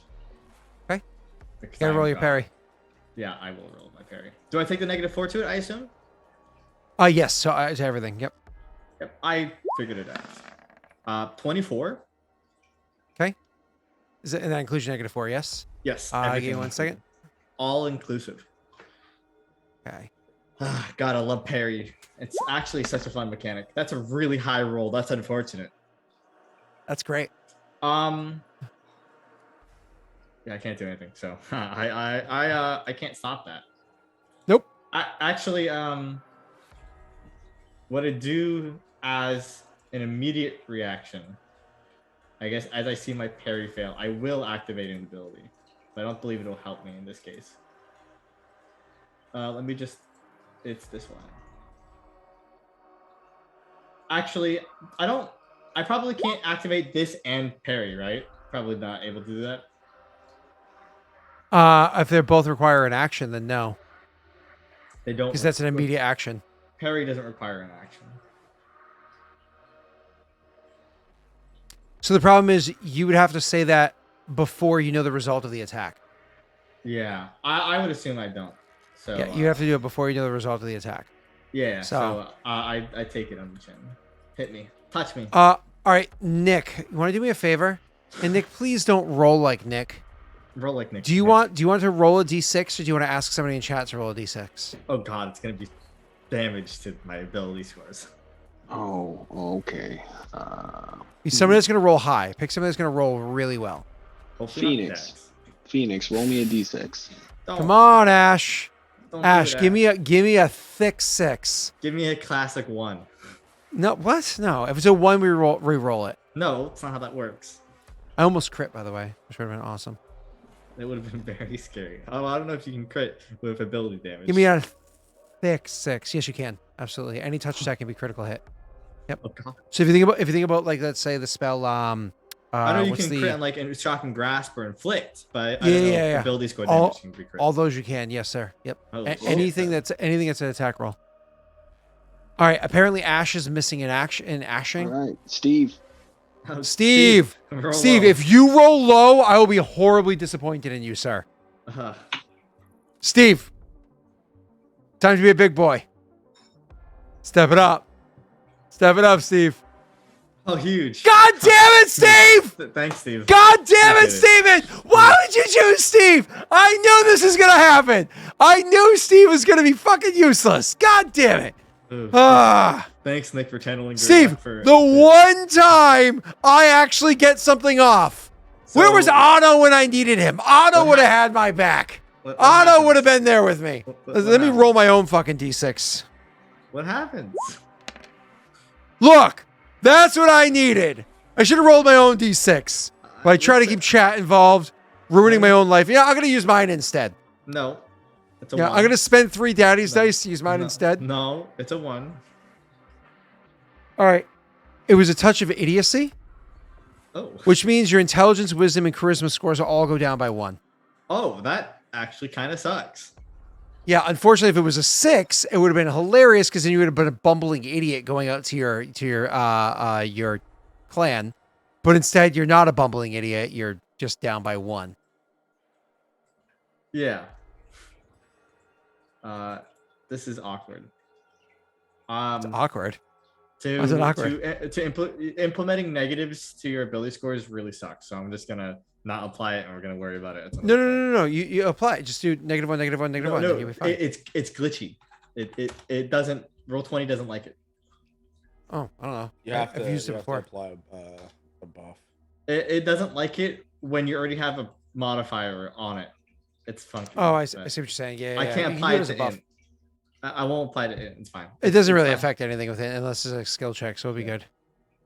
Yeah. I'm less wise now. Who would have thought? Man, fucking Steve. Steve, my- why? Why Steve? Why'd you choose Steve? Like Steve's like, I'm gonna ruin the moment. Is there no save to resist? There's no save because it's a touch attack. All right. I was just asking. Yep, no, you're good. It's my turn now. Hold on, let me just confirm. I believe the answer is yes. Just give me a second to confirm. Cast that spell is a standard action. Okay, so it does that against you, Oh, and then as my immediate, could I've activated my fire shield? yes, you could have. Cool. Then it would have taken 13 fire damage. Fire doesn't seem to harm the crystal. Well, you too, Scott. Thanks. So what it does with its move action, however, is then all of a sudden you see it. So as it like reaches out and hits you with its stinger, and it makes you a little bit dumber. It then immediately like looks around, and then with its claws, its snippy claws, starts burrowing into the rock and literally tunnels into the rock itself. So it's inside the wall. Provokes an arrow. I mean, it's a move action to go inside there, and so therefore If it leaves your threatened area, you absolutely can't attack it. But it lifts your threatened area into an area that you can't attack. So, Well, no, you as know. it's leaving, I can attack it. That's how AOPs work. So it did a free 5-foot step. Then can it activate? Oh, as a burrow. All right. Okay. Well, that's different than saying it uses its move action to move. Uses move like action, a 5 free foot 5-foot step. Okay, there you go. I can still see All right. that. Presumably. It's your turn. Is it just? Can I see it, or is it in the No, wall? no, it's inside the wall. I'm gonna just, I guess, like try to follow it by noise. I'm assuming through pretty loud digging. Do you press your ear against the wall? No, I'm not that fucking stupid. I Well, you assume said it's you said you're listening. So Yeah, I'm listening for it, not on the wall, but it's oh, gonna have so remember the ambient noise here is still the kind of noise. Yeah, but this thing, if it's digging through stone, it's gonna have to be making loud noise that I Correct. could I understand. presumably follow. I understand that, but there's also a lot of ambient noise. So if you're not directly following the vibrations, it's gonna be more difficult. But you definitely can try. Go ahead and make your perception I check. mean, I'll try. Well, I'm not gonna put my ear to the wall and it just stab me in the face. That sounds dumb as It's like hell. through the. No, like that sounds like a Was it good Scary way. Movie where the person like puts their ear to like the whole the thing and like a dildo Oh. goes through it or something like that, right? Yeah. I rolled a 6. I rolled a 3. So The caw. All right, anyways, unfortunately, you don't hear anything. What do you do? I will continue to the surface, I guess. So you make your way the rest of the way to the surface. Unfortunately, with only a -1, Steve. All right. So, anyways, you make your way to the surface where you see the clan. The clan comes rushing up to you, and Jake, you're running your way down the stairs to go make your way to Naren. Naren, however, you're down there trying to walk your way up. As you're walking your way up, all of a sudden you see a glowing light in front of you, and then a whole bunch of like crystal shards come out of nowhere and kind of put themselves together and formulate everything you just heard me describe beforehand right on the steps in front of you. And so it's one of those things where it's right on the steps in front of you, and you see this thing. How do you react? I take a move action because that's all I can do. What do you do with the move action?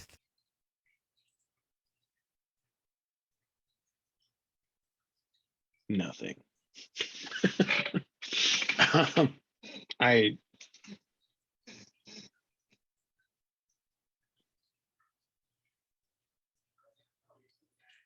Yeah, horrible mechanic. I have no idea. I'd probably take a 5-foot step back and embrace myself. The creature, like where it appeared, it wasn't looking at you. It was like you were behind it. But then obviously it notices that you're there as you're kind of like stepping backwards. So it like stops and it turns around to regard you. And as it regards you, you can see there's like a glowing that's happening inside of it. You can see it's almost like a yellowish kind of like almost like a pale yellow glow that's permeating brighter than the other lights that's scintillating off like from within it. Again, not off of it. It's not exuding light. It's all within. It's glowing from within. So but you can almost see like a pale light almost starting to like shine off of it as opposed to just being inside pale white yellow light. When it does that, it moves up to you, but doesn't immediately attack you because it already uses standard to cast a spell and then it's move to move, right? What do you do as this thing moves up to you with now a almost shining off of it pale yellow light? I imagine move backwards again. Yeah. The creature moves up to you again, and you can see its tail is raised, poised, like it's going to attack you. And it watches you. I would take a full defensive stance if I can. Okay. I don't think you have a standard action, so I don't think you can. But you can definitely like, stand there like, defensively, right? Yeah. The creature continues to stand poised like it's going to attack you. And it watches you again a little bit more. And then it walks backwards, like up the stairs a little bit. And then a little bit more. Then it lowers its tail. I imagine you're still just standing there. Then it turns and it starts skittering back up the stairs again. What are we in pitch black? Is this thing a dinosaur? Where's Jeff Goldblum? Stand still. You know, I don't even know what these fucking things are. I have no clue. So you're jogging down the stairs, Jake, when all of a sudden you see the little glow, because obviously you have, what's your light source? Oh, no, you have dark vision. You're the only one with dark vision, right? Yeah. I have dark vision. Oh, he has dark vision. That's right. So you're jogging down the stairs when all of a sudden you see this thing down, running up the stairs as you're running down it. So obviously you have your axe or whatever ready, and you're like, getting prepared and getting the thing up to swing. The thing stops running, and then all of a sudden you see it start to glow and glow, the different scintillating colors, and obviously gone. Is it dimension doors again? I could have made it to it before it did that. You can't run downstairs, or you can actually, if it's an acrobatics check, or you fucking fall on your face, and it's a Fall long into way it. down. Take it with you. Take a it with long you. way down. So would you have tried to charge attack it down the stairs? What type of acrobatics? What's the DC? On First that? of all, you would see it from 60 feet away. So first of all, it's 60 feet away. Second of all, we have to highlight your mini and roll initiative. Oh, wait. You would see it from 60 feet away. It's the closest you can see it. Yeah, okay. Yeah, fair enough. Right? Yeah. Does it glow? It has that pale yellow light glowing. Mm-hmm. So you would see it further. Okay.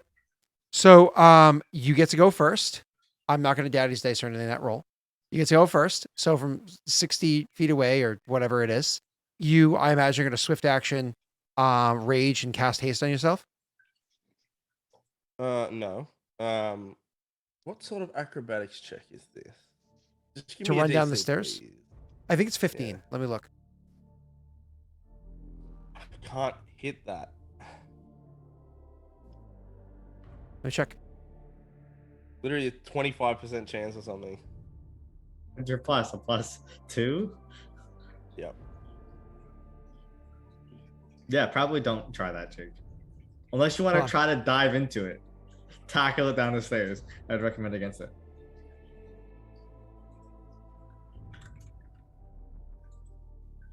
If we went on stairs, I could get to it so easy. Any long range spells? You got Fireball? It's immune to fire. Give me 1 second. Okay, let's try it this way. No, I would actually say the DC's probably actually not a 15. It's probably a 12. Move full speed on narrow or uneven surfaces is a +5. Does not apply to jump checks. And then the slope to it. And it's not icy or anything like that. So, yeah, I would say it is a 12 is the DC. Yeah. Base 5, +5, +2, 12. Okay. 50-50 for me. Give her Winnie's wisdom if you care to use it.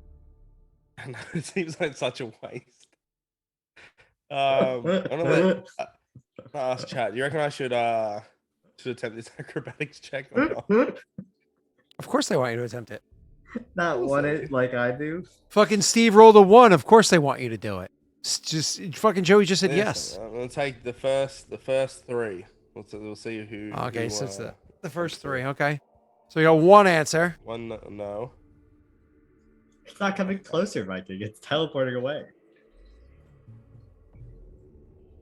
All right, so it's 2 no's. All right, there we go. I will not. I can move forward though, so I will do that. Okay, so you move forward, and then as I said beforehand, it does, as I just described, the glow, the shattering of crystal, kind of imploding on itself, and then it's gone. And that is that. Is it though? I run back up the top of the stairs. It's going to be back up the top of the stairs. Well, it would be over 500 feet away from you. Yeah. Good luck. Or who knows? Maybe we can How does running dimension going door. upstairs? Not as hard. Upstairs? Not as hard. It's actually a lot easier going upstairs. Okay. Absolutely, it's a lot easier. So I don't have to make a acrobatics check then. Well, it'd be a DC 7. What about DC 5? I'll cut you a deal. I'll run back up the stairs if you make it a DC 5. Well, first of all, you won't make that distance. And second of all, I will make that distance. You keep saying I won't, but I will. So the DC is 7. And moving in stairs are... I can guarantee you I'll get up those stairs if you make it a 5. But you also don't move at full speed when you charge. What are we moving at here? Like 3/4 speed. No, not charge because it's stairs. Though I won't lie, if you guys want a badass new Olympic sport, how about a 100-meter dash upstairs? Like fuck the 100-meter dash. Let's do a 100-meter dash upstairs. Okay, like that's what we should do. What if I'd watch that Olympic game. Did that? Cheetah sprint is 10 times your baseline speed. What's your baseline speed? 40. So that means you can move 400 feet. And 3/4 of that is 300 feet. So the chamber, are you saying the chamber is 500 feet? Can you can you rage before you cast that spell? Yes. Can you haste rage before you cast that spell? Yes. So if you haste rage, does that click haste for me?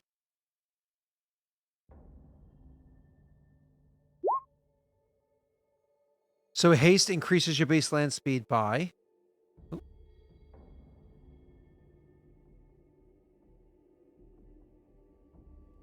Where is it? All hasted creatures so movement modes, including land speed, increase by 30 feet. So that actually means your speed is 600 feet. And 3/4 of 600 is 450. Does that sound right, Nick? I wasn't paying attention. 3/4 of 600 is 450, right? Yes. So you'd move 450 feet, but you know that it can go over 500. Right. How far was that chamber though? Oh, sorry. 700 feet. I'm sorry. And that one I'd have to do math on. Sorry. They are completely correct on that. Times 0.75. So it's 525 feet. You could actually run over 500 feet. You could do that. I forgot your baseline speed was 40. My apologies. So you could absolutely do that.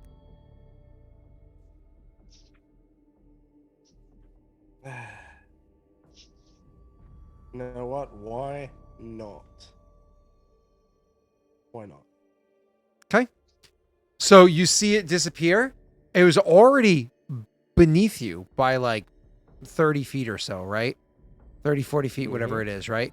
So that means you're effectively, because it has to go past you, you're effectively moving the distance between you and it. You're moving like 570 feet closer to it, right? Yes.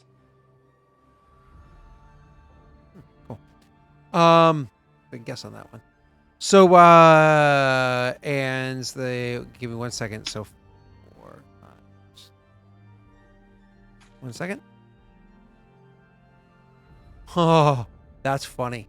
So, it can teleport over 500 feet, no problem. You can move 500, effectively 570 feet from where it started is where you can end. Literally, the full extent of your movement will bring you right up so you come running up the stairs, and then because of the way the stairs are angled from the room that you come in, you like that last like 3 steps, you like launch with your leg, jumping over the last 3 steps, landing on the ground, and go running out that door that was like the door that led into the cave that had that, you know, the one with the knocked over wall and that rubble that's there. You can imagine you like clear that rubble. Like, actually, you have to make me an acrobatics check to jump that rubble. Because remember, it's rough terrain. I did that to Nick before. Don't worry, you have a running head start, so it's a very small DC.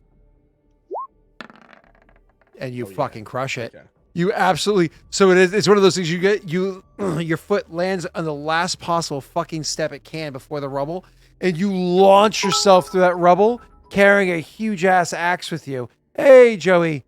And you swing that fucking axe and make your attack roll. Oh, actually, before you make your attack roll, make me a will save. Why? Make me a will save, please. No. I'll explain in a second. Make me a will save. Okay. For half a moment while you were flying through the air, you had this moment of doubt in your mind. I don't want to attack this thing. Yeah, I do. And then you attack it. It had sanctuary on it, okay? Did I? But you're an evil fuck. So yeah, oh yeah, you absolutely hit it.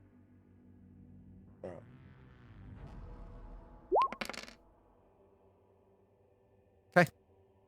And when you land, hitting it from the other side, you hit this thing with your falchion or whatever it is, and it just utterly shatters from the blow of your attack. It just shatters into a whole bunch of different small crystals at your feet. The individual crystals glow for a few moments, and then that glowing goes dim and just stops. Nick, you continue walking up the stairs. Obviously, you're going to get up there in a moment. So, Warlord, oh, thank goodness you're here. We were worried. You've been gone for days. The council was talking about sending in groups behind you. There's literally an army on its way right now to start going in after you. Oh my goodness. It's so good to see you. This is Tark or Techlin or Tech9. Tick-Tongue. Tick-Tongue? The Marshal? Sure. Yeah, whatever. You slurred pardon, Scott. All right.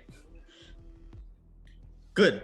We must station more people. There's crystal abominations, creatures of the underground. Oh, yes, those things. They're all over the countryside.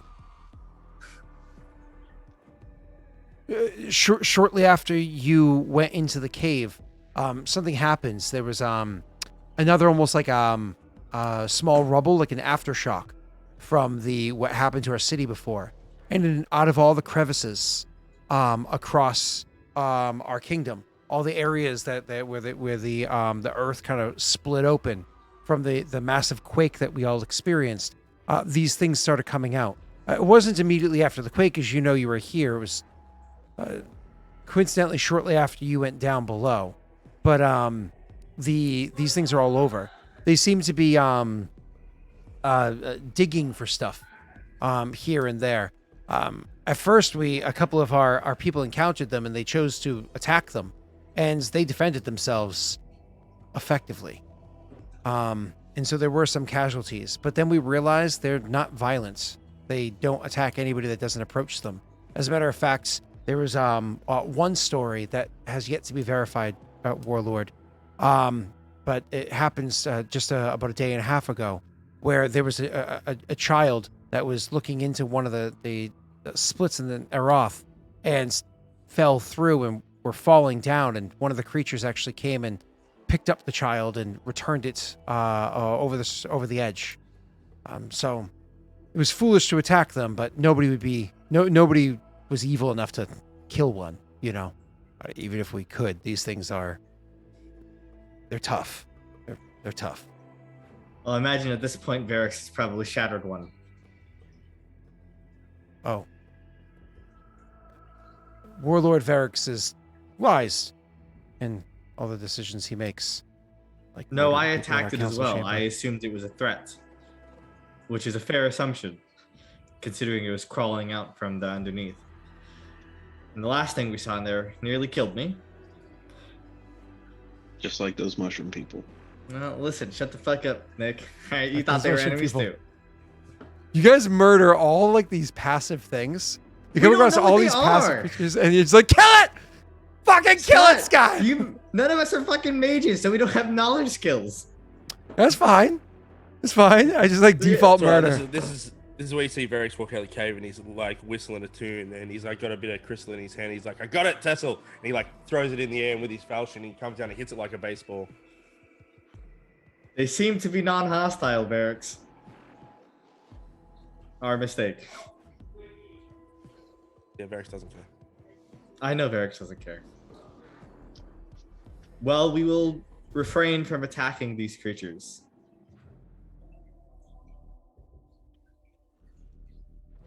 Nick, your character finally gets up. Your legs are killing you. You're short of breath. you want to leave this fucking cave, but you're swooning, you're dizzy. You literally have to lean on the sarcophagus, or no, sorry, the not sarcophagus, the temple, the what's it called? Altar. The altar. You have to lean on the altar for like a good like 20, 30 seconds, catching your breath. And then finally you can start making your way through.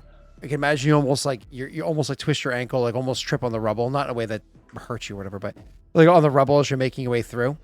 And then you walk by and you would see the shattered form of whatever that creature was. Or you was well, I wouldn't say that. I would say you would see shattered crystals, translucent crystals on the ground before you. Daelic's having walked out of the cave already, probably grabbing a handful of it with him as he went, but leaving behind obviously all the crystals. You would see it maybe at some point in time. You'd be able to kind of like put two and two together for what that is, but right now is not that time. Eventually, you'll be able to find your way out of the cave. But first, let's have Daelric jump into conversation if there's anything he wants to say. To Narem?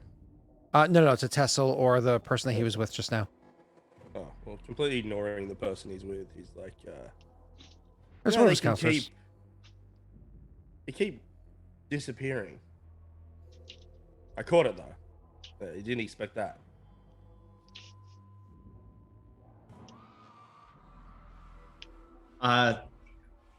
Good work, Barracks. Though it seems our distrust of it was misplaced, but it isn't that bad of an assumption considering the last thing we found down there. Yeah, when I killed it, it just exploded into more crystal. Smaller pieces, of course. We still don't know what they're doing. So just because they're not violent doesn't mean they're not causing harm or planning to cause harm. We know one may have saved the child. We'll have to figure it out, but I don't believe just trying to purge them is wise. I have others that will figure it out, what is best to act. It's not... These creatures are beyond my knowledge. So your lands, do as you will. That's it. That's it for Naren. He's on his way out. Yep. And I'm going to... Naren, you need to spend like a proper night's rest or whatever up here to clear those conditions. But it's not like it's step by step by step. It's after you spend a proper night's rest up here and like a full day's rest, you'll get rid of all those conditions completely gone. Go ahead. You were saying so? Varix, quickly come with me. Let's close the altar. Close the passageway for now. Just cover it back up. Okay. So I assume it's pretty easy to have us push it. Yep. Whether or not that actually stops anything from coming out, who knows? Like they said, it came out of the whatchamacallits before. Not necessarily the the crystal creature, but it could be other things, right? I don't know. Mm-hmm. Better safe than sorry. So, I imagine with you guys having just traveled over 8 hours to get here, and Naren being in the condition he's in, I don't know if your characters would even want to travel any further to get to where the your place is, or if you would just kind of like there's tents here already set up as we discussed beforehand.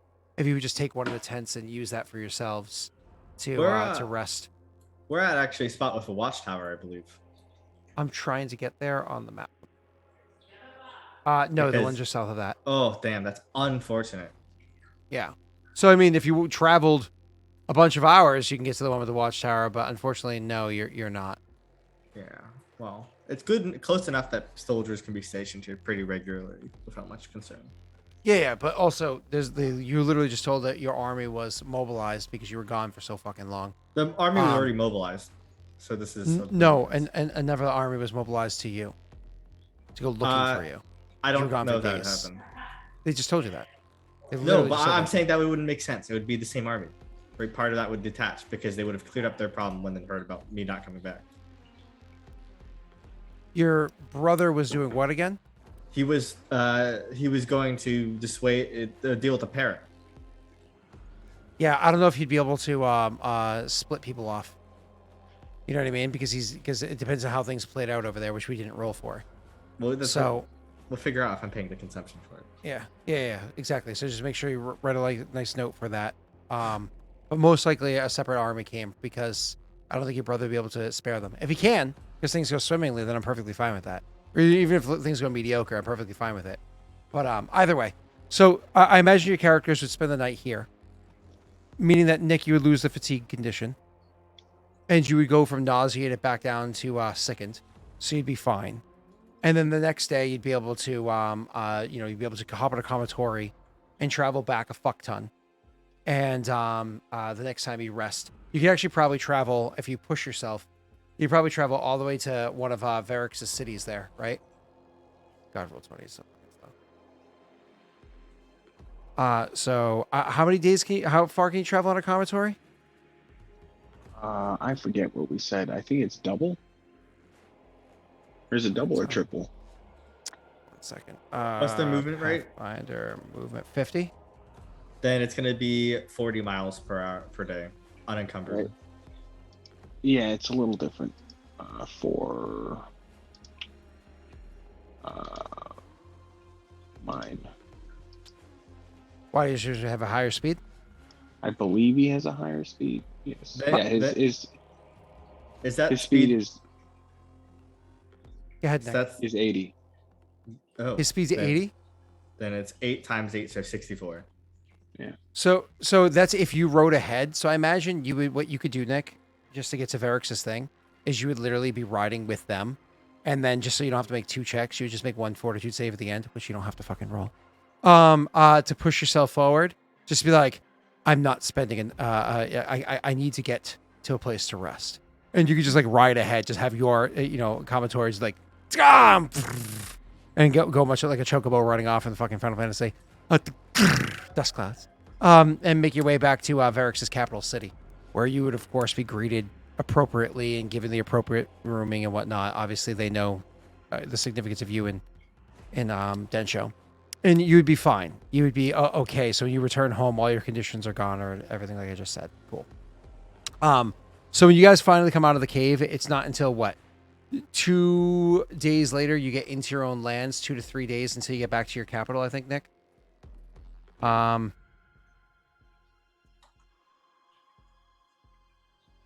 Yeah, Jesus. It's such a long ways. It'd be like 4 days later you get to your capital, but that's not the end of the world. Your people are fine without you. They didn't even know that you went into a cave system. They weren't paranoid. All right. Anything else that needs to be said? Any other last RP before your characters kind of part ways after everything that you've seen or didn't see? I think you've discovered or are confused by the creatures that are apparently crawling all over that land. And I'll get some more details shortly afterwards. Oh, actually, details that you would pick up shortly afterwards immediately, Nick. Kind of like it's one of those things where you would hear, even before Varrix does, returning to Varrix's city, that apparently they're not just in Clan Shadow. Those crystal creatures are also inside Clan Densho. And anywhere where the ground kind of like was torn asunder from the quake, they seem to be crawling out of. But again, didn't happen right away. Only started a few days ago. That is almost. Figured out at some point. You mean the spirit that was like, if you kill me, these things are gonna start crawling out of the ground, and you're gonna unleash evil in it. That's not what he said, Nick. Oh, okay. Exactly. But you agreed to murder it, so. Yeah. Sure. It's probably fine. Probably fine. It's my call. It's my it's my catchphrase. Okay, it's probably fine. Okay, cool. No RP that you guys want to have over in before you guys separate, you go separate ways and let Nick enjoy the rest of his evening. None for me, just more or less. Tesla has said he'll figure out what's going on and let us know. So that's it. Okay. So last detail I'll give you, Tesla, while Nick's still here. And we'll deal with this event later on. It's not a very good event. These crystalline creatures that are crawling around everywhere, they're not shy of day or night, of sun or rain or anything like that. They're made out of crystal. It doesn't bother them. And they can easily burrow through the earth. They can move at pretty fast speeds through the earth. Through rock, they have a very hard time, but they still technically can burrow. They move pretty easily through the earth, though. That being said, what you people eventually realize is that they aren't just there for nothing. They're there to eat. And what they eat are gemstones.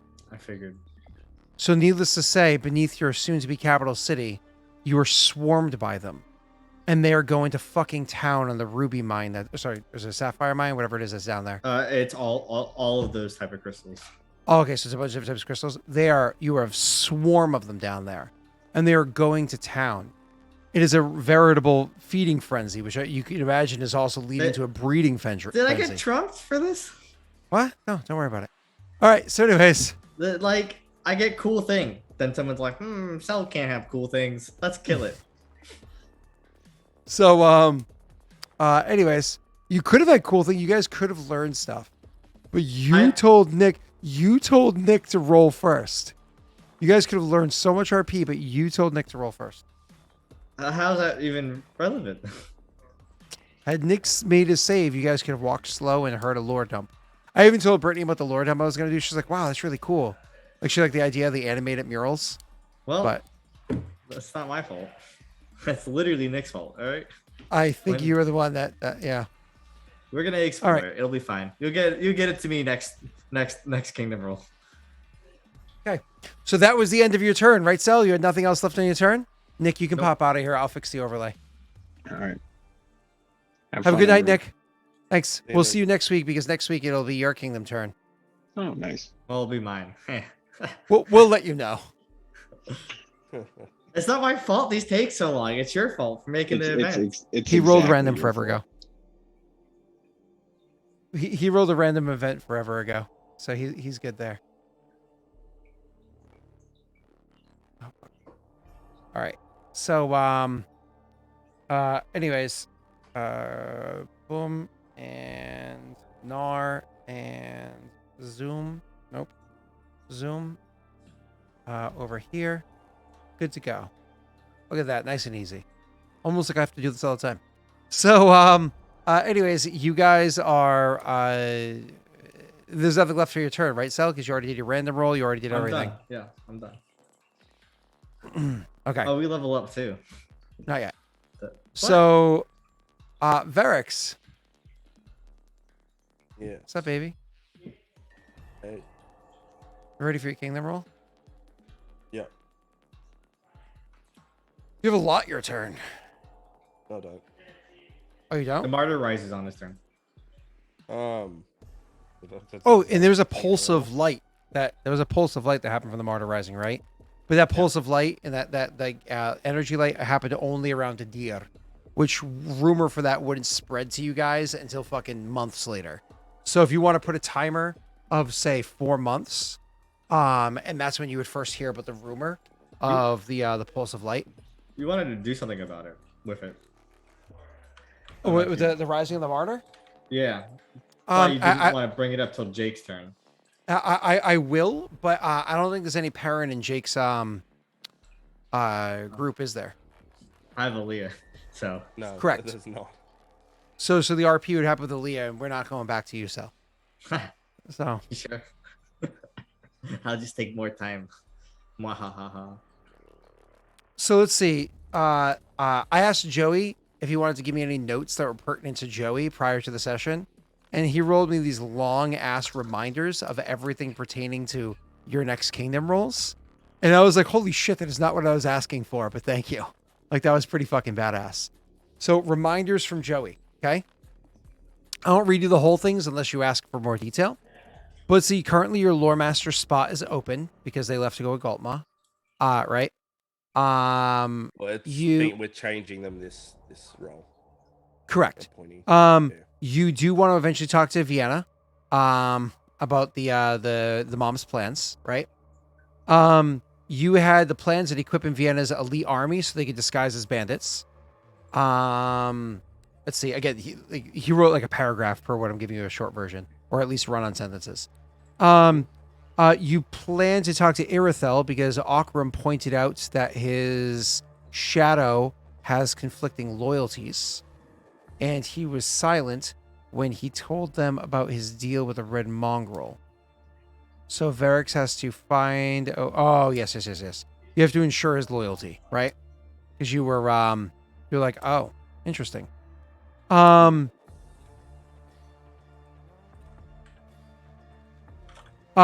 is coming back this month from visiting Menmasu.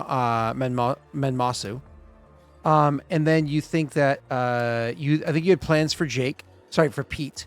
You finally get your whatchamacallit set up over there, then you took Pete away, so he has a new house and he can't even visit it.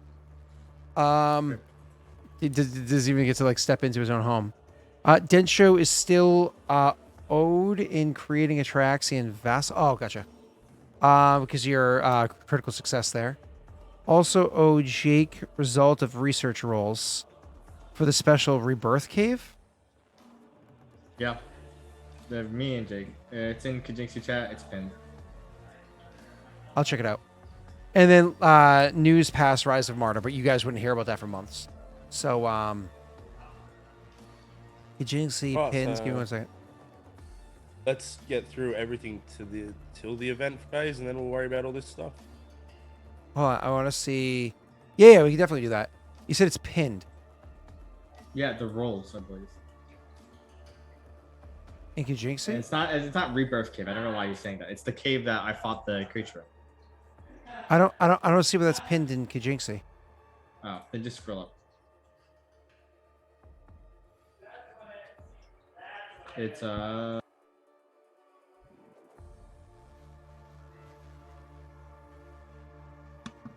I pinned it, but I didn't. I will. Here, I got that. Oh, you found it? I think. Oh, you see the knowledge rolls? Yeah. Gotcha. Okay. Those are the checks for figuring out information about the cave that I was in when I. And who made these checks? Oh, I see. Gartesh, Ashai. Gotcha. Okay. Cool. All right. Awesome. So let's get into this stuff. Jake, I imagine the first thing you want to do is your actual kingdom rolls themselves, right? So, Densho, let's kind of like, oh, I didn't do this. Let me stop being a delinquent. Give me half a sec here. Click. Clack. And cool. All right. Awesome. So, Densho, your current your DC is 55, your economy is 56, your loyalty is 65, and your stability is 78. Does that all sound accurate? Yeah. Okay. Cool. It's been a long time. It's upkeep is the first one, right? It is the first one. I know. Cell's turn's been going on for about 3 months IRL. Well, so we were doing it feels like you are Ophios, and you're just sitting back and watching his own love story with himself. My bad. He is both Elijah and Rena. Well, I guess we won't play our characters in the field. I forgot. He's both Elijah and Rena, and you have to sit there and just watch them make out. It's a lot of complaining. All right, we got to at least play our characters once. All right. So yeah, you get the an 80 by rolling a 2, I think. Yeah. It's ridiculous. Yep. So your unrest goes down by 1. Okay. After that, I actually have to load up the rules because I'm a dumb fuck. Pathfinder. Pathfinder. Kingdom building. Is it the Royal Enforcer next? Yeah, it is, but give me half a tick. I just want to get the shit up. Okay. So yep, it is exactly what you just said. The Royal technically it is stability, then it's pay consumption. Alright, I don't have any consumption. I actually have -16 consumption for this turn. Oh, that's right, because you were able to bullshit your taxes and get them low. Because you were like, No. I'm going early and investing hard, and yeah, you spent a lot of money. You sent people far away. You dealt with lots of problems, but you critically succeed. Like, you fucking got it. You got it. Your consumption looks like a 4 to me, though. So why is it a negative? Oh. Do you remember the temporary event? Yes. Yeah. So do you have any granaries that you can fill up? Yes. Fill them up. You have 16 worth of pump inside your granaries, just cap out at 5. Yeah. Oh yeah, and Joey's saying the same thing.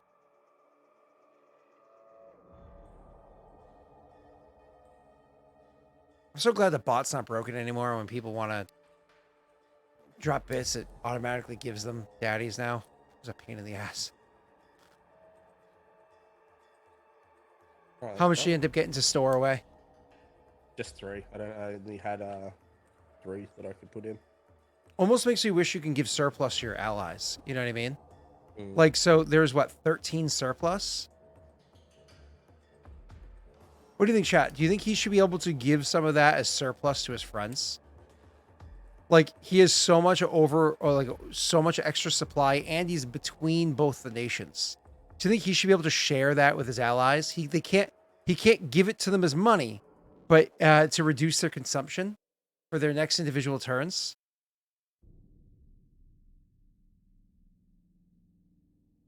I mean, Shadow's consumption is only a 2, but it says Nick's consumption is a -6. Is that correct? He has crushing taxes and his consumption is a -6. Oh, he also was a -19 for 1 turn. He also got an event.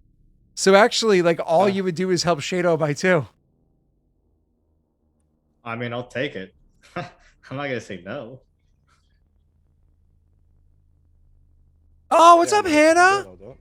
How you doing? Long time no see.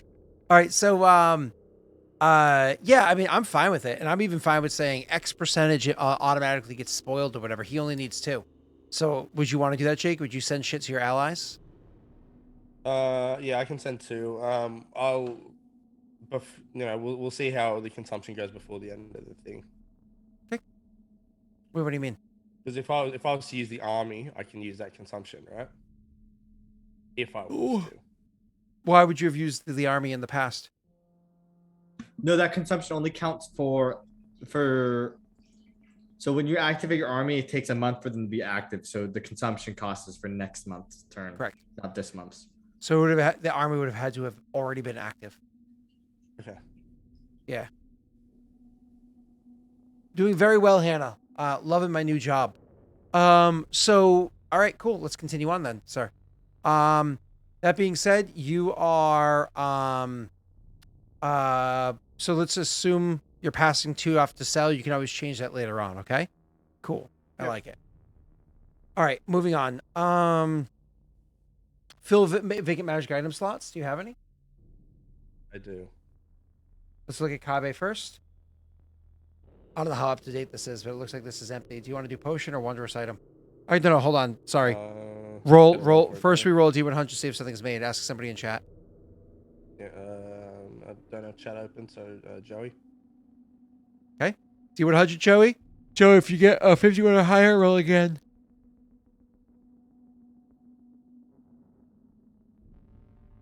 Okay, roll again.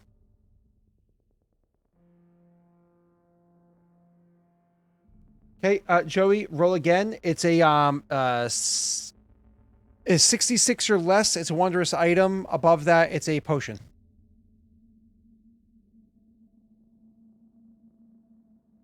Okay, it's a potion. Joey, roll one last time to find out what kind of potion it is.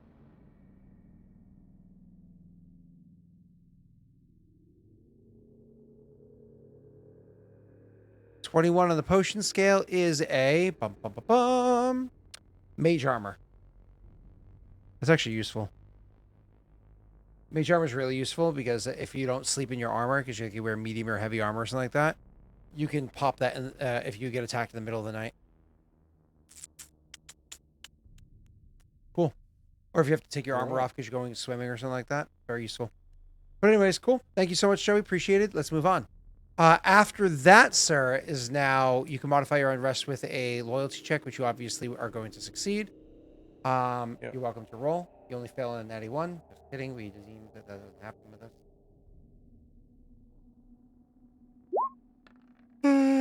Oh, look at that. You just barely made it.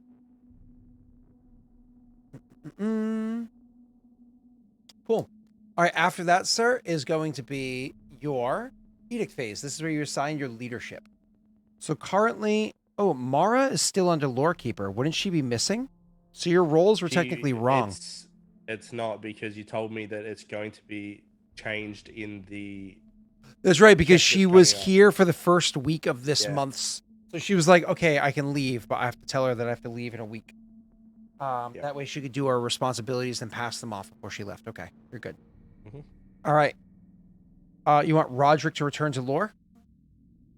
Yep, And that offers only loyalty, correct? that is correct. That's all right. Your stability is not going to get hurt. You're fine.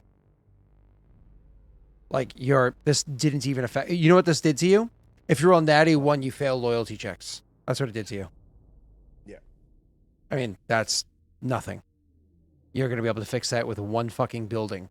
One building, and you're already immune to that shit. Oh wait, no, that's not true.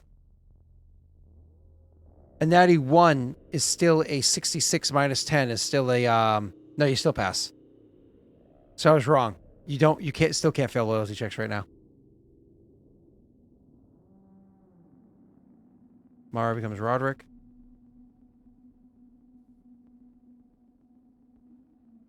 Okay. Cool. Any other changes you want to make? Nope.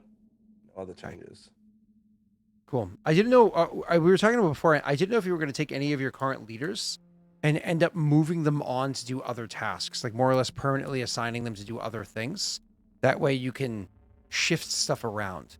Because like your stability check is so disgustingly high, Aurorum doesn't have to be there doing that job anymore. Aurorum can do something else instead. Yeah, things like that are going to be changed up as we expand into the Barrenlands more and actually have a foothold, like a proper like town in the Barrenlands. So, Like, would you at the want to, like moment- Aurorum to be like a vassal or something like that? I don't know yet. I'll I don't know if Urzog Well, would be the better one for that, but I also need him as the general. do you? What does he really provide for you as a general? I don't know. You know? Be something to look at, I guess. I gotta look. Right? into it. Because he allows you to have up to 5 armies. How many armies do you actually have? No, he allows you to have 17 armies. Sorry. My apologies. How many do you have? 3? Do you have 3? Yeah. 17 fucking armies. That's so gross. All right, cool. He increases his military cap a lot. Yeah. But again, he'll never hit 17 armies. He's too poor for that. All right, moving on. So if you're done with the leadership, then you want to claim or abandon hexes. This is where you have the opportunity to like really make a big push if you want, because you can claim 3 hexes, and that's because you're not expansionistic. Yeah. We're gonna claim these 2. This one here and the one below it. Oh, and those are the last ones that you're grabbing for around Tesla, and then you're gonna leave it be, right? Are you immediately building Yes. farms there? Yes. So I will copy and paste the farms. Please bear with me. Roll20 is being very slow. You good?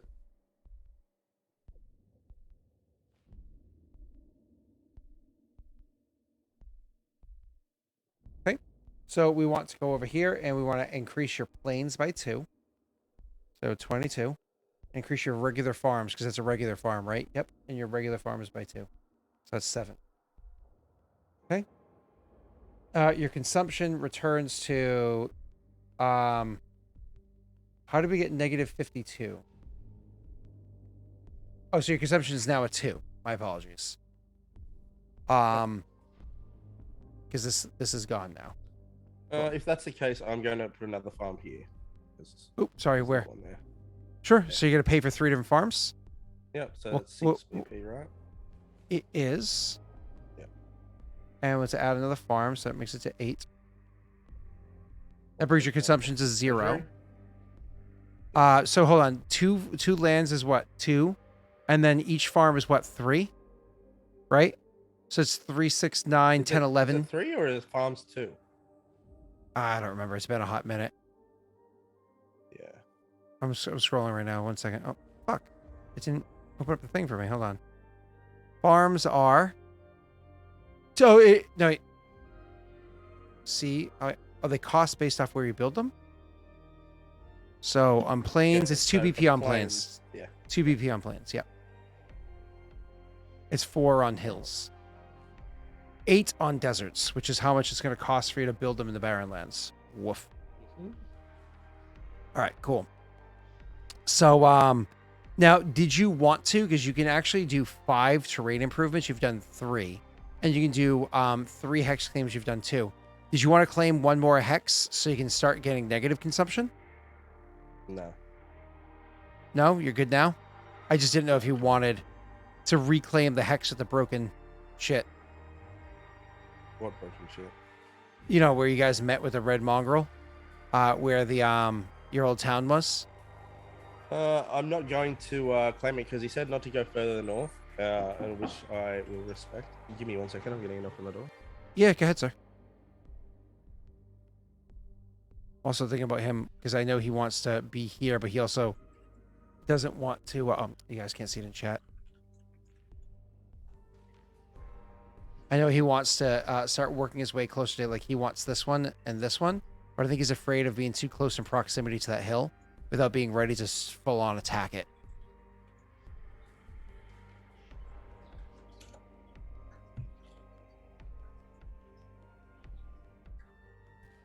Yeah, just looking at feats. Yeah.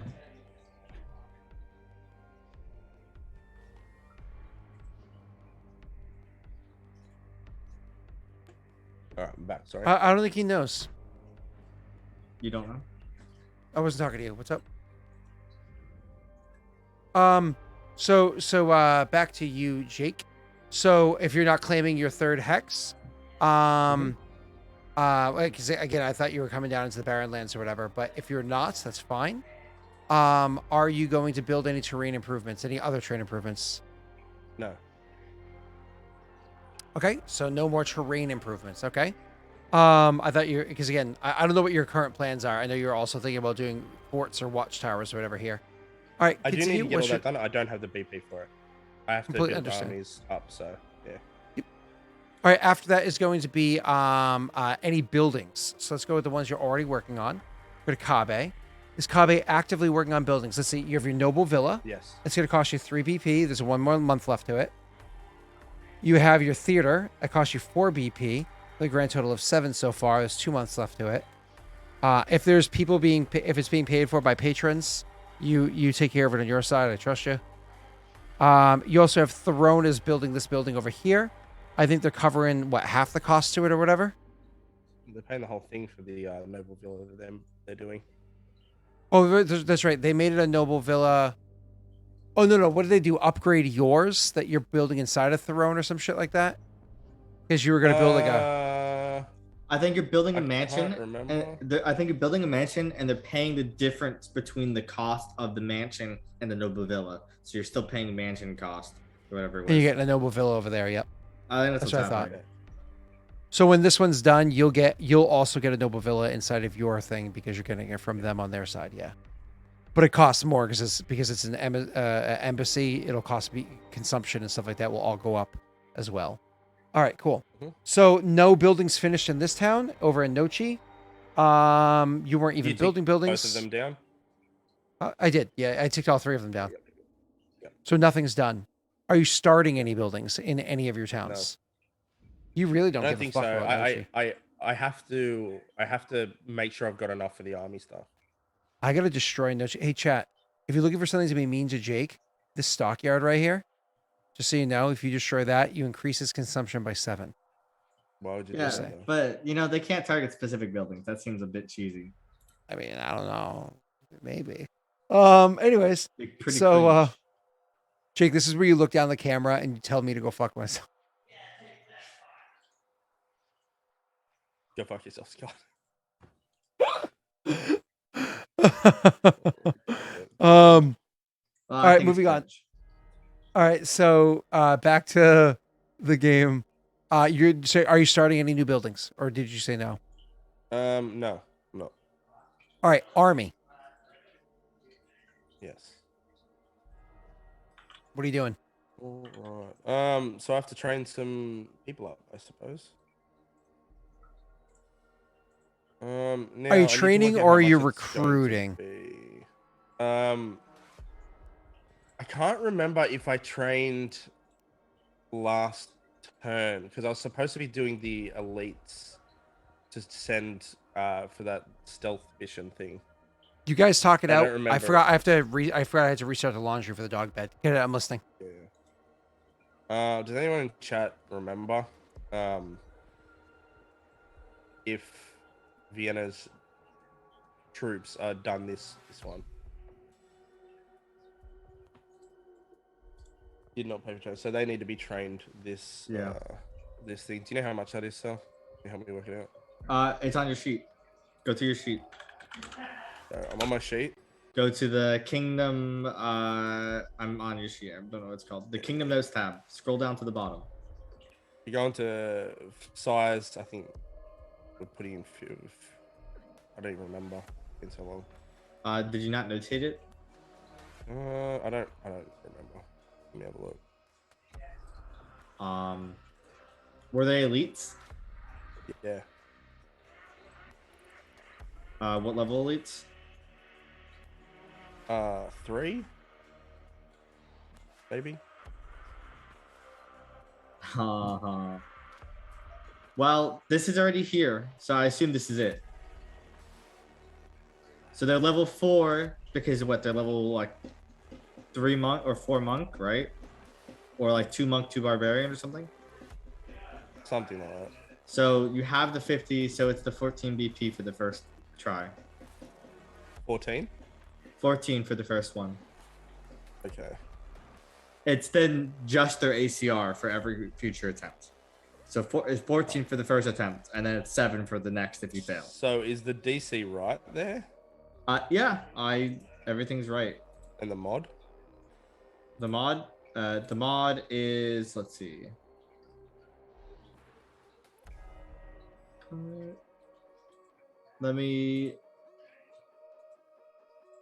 I can double check, but I assume I did everything right here. It's been a while though.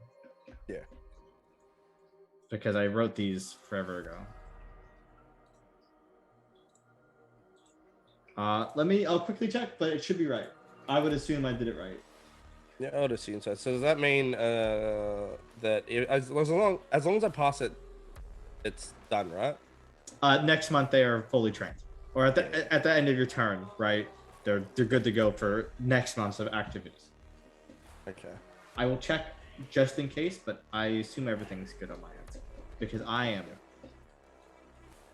spreadsheet master. Oh, so I should just roll.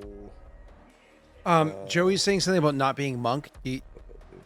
I'm not sure where. I was half listening to you guys, so it doesn't matter what they are exactly. Jake can build them out later. It doesn't change the recruitment. So okay, cool. All right. So do I just make a loyalty check like the Royal Enforcer? But there's a penalty. No. You make the loyalty check there. I'm double checking, so give me 2 seconds to make sure everything I wrote there right. You make a loyalty check, but there's a penalty on the loyalty check equal to the ACR of the army that you're going to be creating. So if you're creating an army that's say ACR 8, you take a -8 to your loyalty check. Is that why it says the mod this is meant to be 58? minus, not plus. There you go. Now it should be right. So Jake, that being said, you No. probably Yeah, everything's right here. Yeah, this whole thing's right. Everything's good. So Jake, So you probably you want to check right use there. your winnies here because this is where you No. actually have a chance No. of failing. I auto pass. He failed on that one no matter what. So yeah, just roll the Does he fail? 1d20 Does he fail on plus that 58. one no matter what? He's at 58 1d20 plus for DC 58. 57. Oh yeah, so that one you wouldn't even be able to luck it or anything. Yeah. Well, though winnies would make it so you could luck it, but you'd have to winnies and roll a 4. So, yeah. So it was But just making sure you have a 58? chance of that. 58, yeah. All right. I'm so unlucky. Bro, what did I fucking say? Oh my god. Because that would have been a 49 out of what, 55? Right? It says 49 out of 55. That would have been a No, it's 50. 57. What? It's 40. It would be the DC's at 57. DC's 57? Yeah. Oh, because you just build buildings. Because you just gain Texas. Gotcha. I understand. It wasn't when he rolled his last thing. That's right. So 57. So he still would have had a 40. What do we have? 44 against a 57. Sorry. A 54 against a 57. Could have actually. Jake, what did I say? Remember how I said you should winnie's wisdom? Remember I said that? Yeah. That's twice now I gave suggestions and people don't listen. Well, either Right, way. so that 14 BP is just gone. Yeah. Well, Um, then you make the number of failures 1, and then it does a bunch of other math here. So one of the big things is since you failed one time, I think you have a +5 the next month. No, it's 2 times the number of times you fail. Oh, is that all it is? Yeah, it's +2 loyalty. Or is it the recruitment thing that you get a +5 next time? No, recruitment doesn't have that either. It's the cost to train them is now just their ACR, not ACR times 2, and then you get +2 for every time you fail the check. Gotcha. So you're gonna have a +2 to the check, and it's half the cost next time, which means you're effectively paying half again the cost. Yeah, I everything's right here because I spent several hours making sure everything is right. So I did my best. Wow. I could joke, but I don't have the BP for it. How much BP do you have left? I can't spare 7. I can't spare 5, even if I could. So. Yeah. You only have 3 left, so it's not really possible for you to. Sorry, Jake. It happens. That makes me sad. It's the second time this has happened to me. Second time you failed? Yeah, I failed once before. Wait, you failed once before on training them? Yeah, but not these ones. Training other ones. Gotcha. Okay, I was like, shouldn't you have a modifier? But I got you. Okay, cool. Yeah. Sorry. Okay, so let's keep going. Just set me back. All right, so I feel bad about that one. I feel bad about that one, like what's having Nick be, next? cucked, 2 combats in a row. Like, it sucks. All right, let's keep going. Sometimes it's just how the dice are, and this one was out of my control. So next up after that is issue edicts. Any edicts you intend to issue? No, You don't want to spend your last 3 BP on anything? I do. I want to withdraw it. Oh, gotcha. Understood. Yeah. Okay. After the edict phase, you are going to make a withdrawal from your treasury. For every BP withdrawal, you take a 1 in unrest. Yeah. So you're gonna take all 3. I'm gonna take. So it's 3 unrest. I'm gonna take 2. Hold on. No, you can't. Oh, it's consumption. Oh yeah, that's right. Because it's for when you do armies and shit like that. That's right. I'm sorry. Go ahead, Jake. Yeah. Good point. Right, so I'm gonna take 2. So you put 4,000 gold pieces into your pocket. Mhm. Because it's 2,000 each, and you increase your unrest by 2. Why only 2? I just don't want the extra unrest. Gotcha. You want to be able to make sure you can get rid of it within 1 turn? Yep. Makes sense. Cool. Because, like, obviously you're going to make your loyalty check next time. And obviously you're going to make your stability check, so it'll be fine. Cool. All right. Make deposits. Obviously you're not doing that. Sell expensive items for BP? Nope. Not going to channel anything through your treasury? Any personal sales or anything like that? Can I buy things? So you can. What are you talking about? Can you buy stuff out of your own that are around your kingdom? Yes. No, like not things that I have in my one. Can I like try and buy a magic item?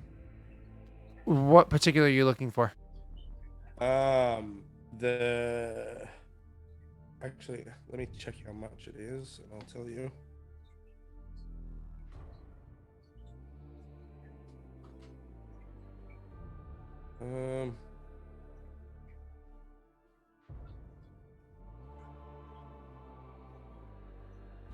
It's more expensive than I thought.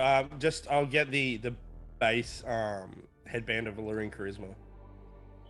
Oh, Yeah, that's an expensive item. yeah, it's 4,000. Wait. Oh, only a +2. Yeah, because otherwise plus it's 16, and I 16. have half that. Gotcha. Okay. So you can make one. All right. So No, anyways, it's like super high caster level. yeah. All right. I would say yes, but let me check something else because you make an economy check to make it available to you. You can do this once without. You do it once a kingdom turn.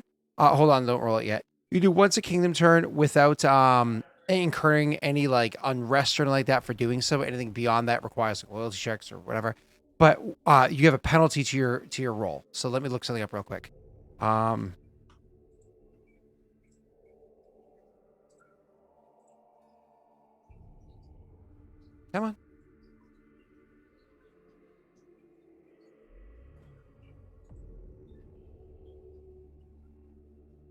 on. It will be a economy check, but you're gonna take a minus 4 to your economy check roll.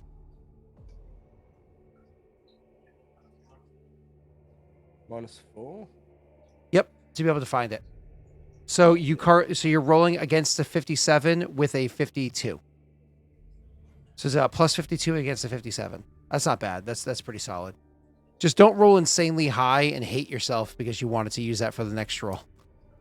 If you roll a natty 20 right now, that's gonna suck. I heard a bloop, but didn't see any dice.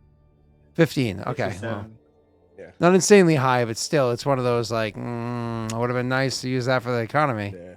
Anyways, so you succeed. You are able to acquire one, and you are able to get your hands on one. So more or less, what it was is you had somebody looking for it all last month, and eventually one of your merchants was able to come and be like, "Sire, sire, look what I found!" And you pay the full 4,000 gold pieces. Because you crushed it, I won't hit you with the regional tax. The fact that magic items are extremely fucking rare in this region of the world, I won't hit you with that. You beat it by 10. You know what I mean? Yeah. So I'll leave you alone. Well, you beat it by exactly 10. So, all right. So 4,000 gold and you're good. Beautiful. Cool. After that's your actual economy roll. Are you going to roll a luck die first? I am. Okay. Don't forget that. Oh, never mind. I thought you had bonus BP from viewers, but I think I just applied it to your character sheet last time or some shit like that, so you don't. I'm just confirming. Yeah, because Denj. Yeah, you don't, and because it was, I think you were on stream with me and Cell, but you had stepped away, and I just threw it into your treasury. Anyways, go ahead. Okay. Yeah. All right. So, can you quickly read out the modifiers? The control I know is 57. And then what are we at? Oh yeah, I got you. I'm sorry. So control is 57. So economy is 56. Loyalty is 63. And stability is 76.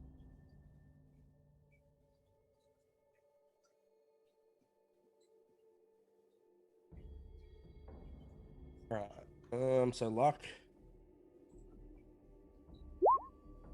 Nope. Ah ha ha ha ha. No, jokes aside though. Chat's saying that luck was disabled, and they wanted to be able to give you luck. So hold on. I just turned it on. Wait 5 seconds, and then refresh, and then you guys should be able to access it. So just give it one second, sir. That way they have a chance to give you luck if they want to.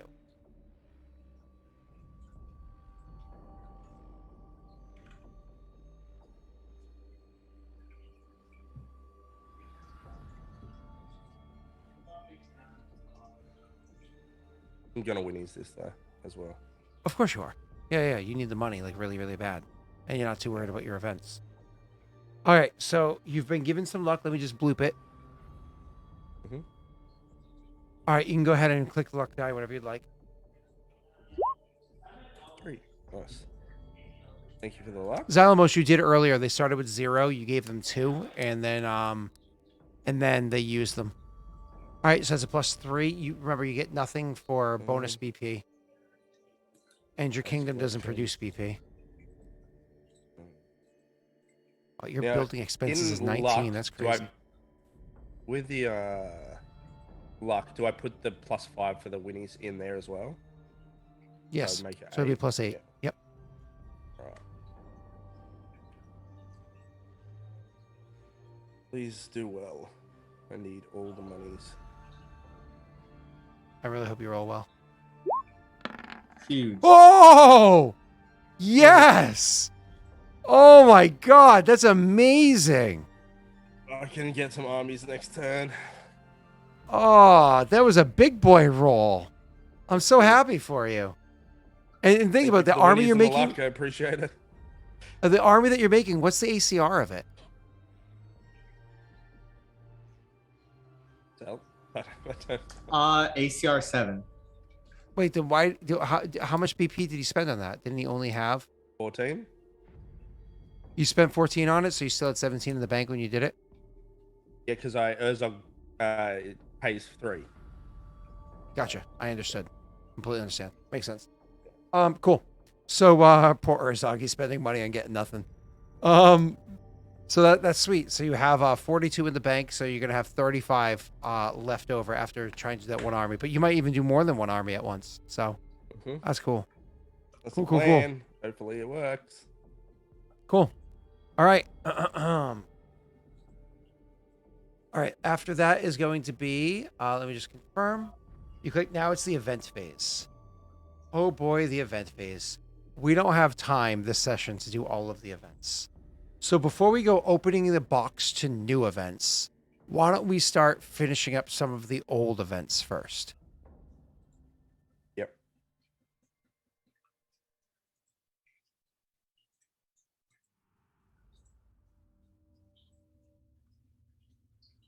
You are short.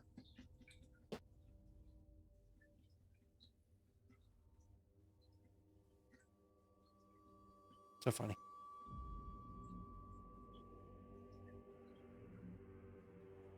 It's literally, I don't know if you can hear me, but this is literally like me and Britt.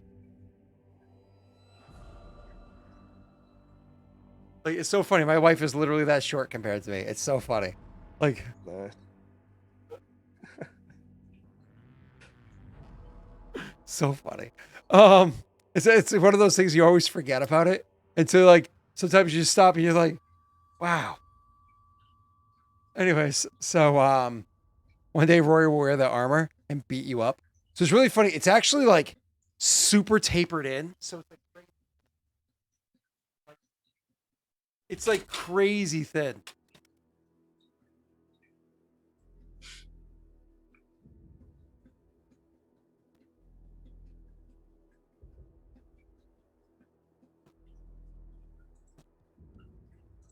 It's funny. It's like made out of sheet metal, so it's super light. Anyways, so moving on. Okay, so let's do some of the shit that was left over from before. What would you like to do first, Jake? The most important thing, and that's talking with Irithel. All right.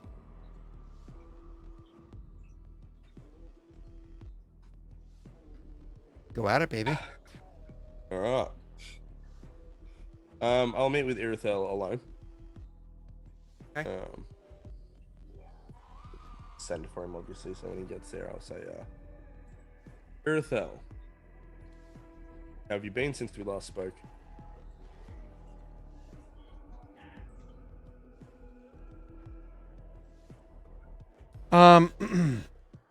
Busy. Sorry. Busy, as always.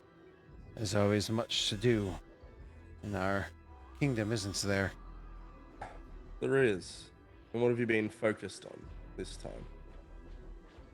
Oh, you do have a list of tasks for me, so I've been working on each of those. Keeping an eye to the north, keeping an eye mostly to the south, ensuring that Throne and all of their gifts are actually gifts of kindness and not preparations for some sort of war or backstabbing. Not to mention, with your plans of what you wanted to do with Vienna, I've had to send a couple of spies out east a good bit to look at the clan that she is supposed to be aiding and invading. And so on. See, you Unfortunately, look we troubled, don't Irithel. have... I was that last part. He says, troubled? Distracted, perhaps. Not trouble. Why are you distracted? Unfinished business, as I hope one day to get to. But for now, duty calls. And I will It not does leave call. my... Stops. Why are you here, though? Shakes his head, like, and gives kind of a questioning look. Why are you currently in the position you're in?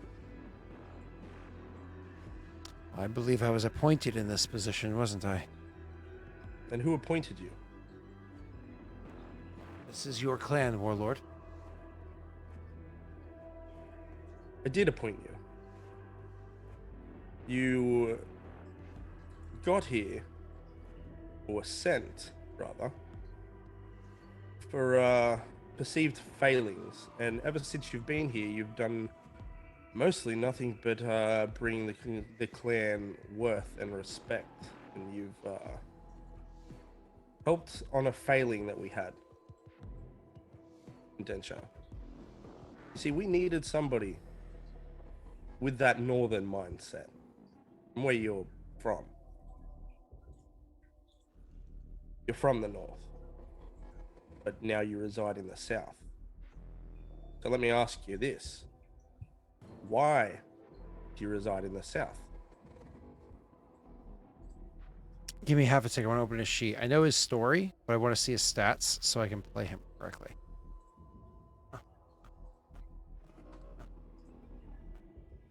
Roll 20. So slow. There we go. Yay, it opened. So let me see. I'm on the feats page. Bump, bump, bump, bump, bump, bump, bump, bump. Dun, dun, dun, dun, dun, dun, dun, dun, dun, dun, dun, dun, dun. Okay, and click over here.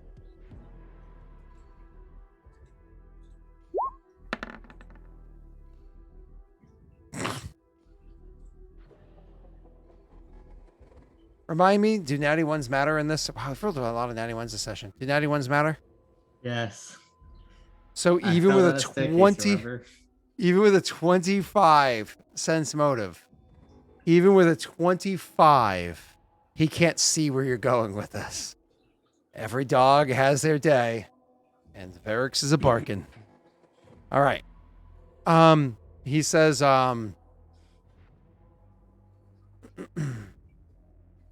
it was a degree of, I suppose, with how long we've known each other, there's no reason to sugarcoat it.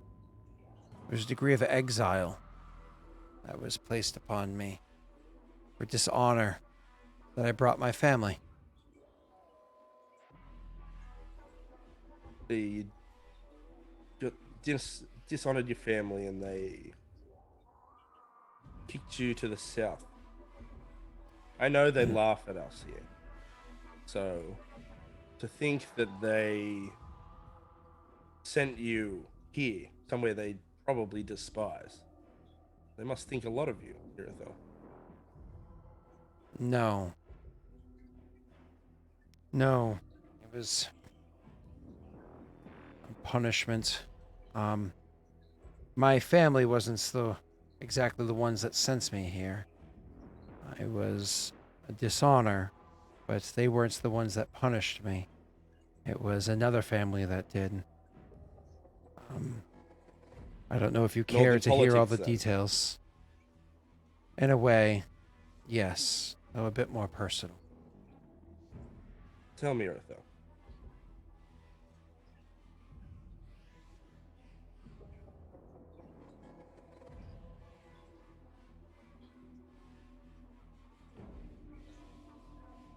Oh, there was a question. I thought you were about to follow up. Yeah. You stop.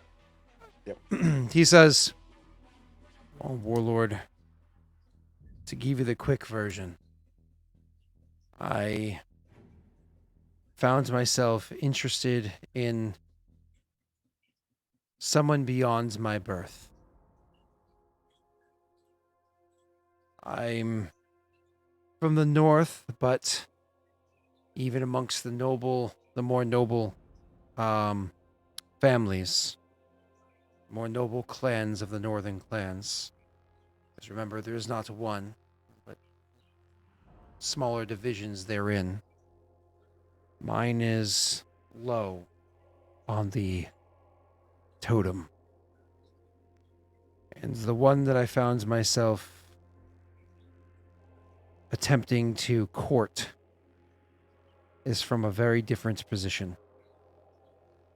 It dishonored my family for me to step outside of my bounds. It's the punishments that was placed upon me, the highest born of my family, the one with the most capability of bringing honor to the family, was to send me where I belong, to remind me of my roots. I am nothing but a southern dog, a low clan, worthless. I belong back in the barren lands with the rest of the cannibalistic, mindless beasts. Something to that effect. The words were more voluminous and a bit more harsh, but I wish not to insult the warlord and where he's from, beyond the shallow echoing of what I heard that day.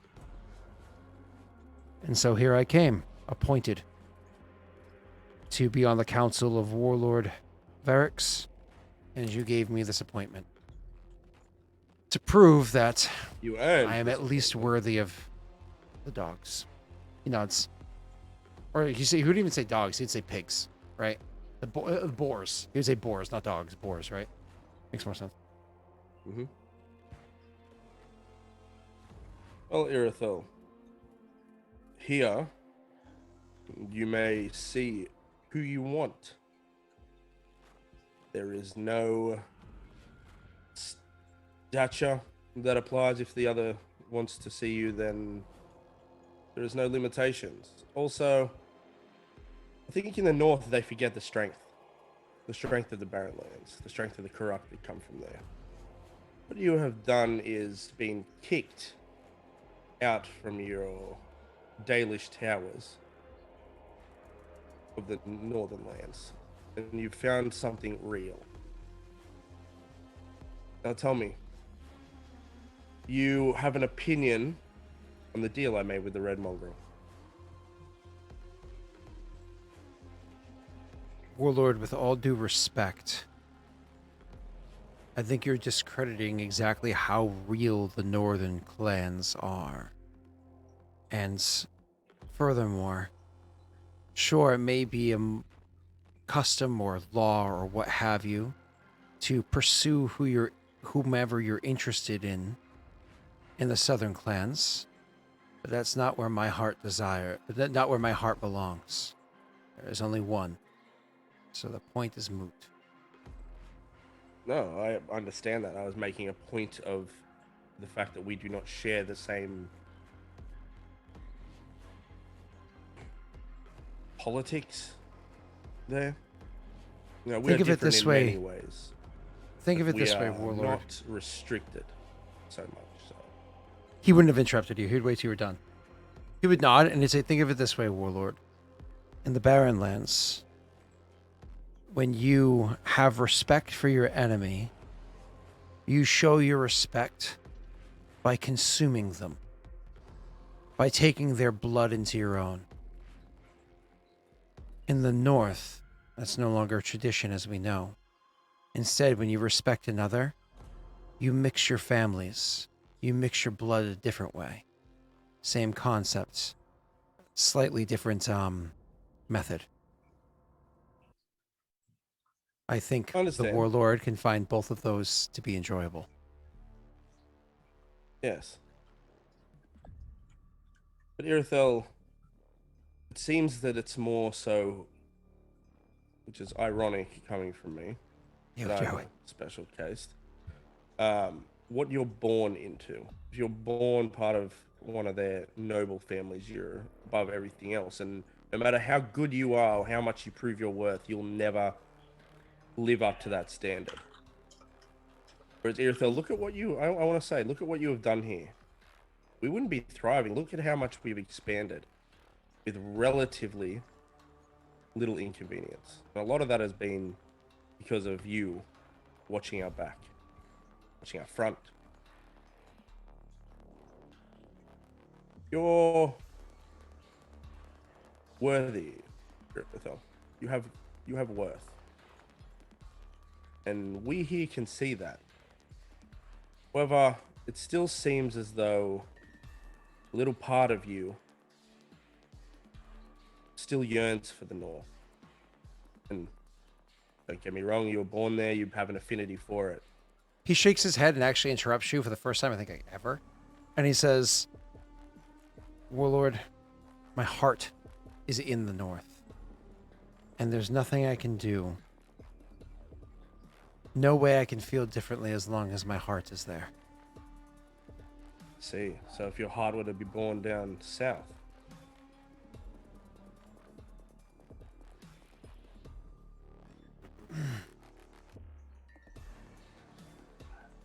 They were...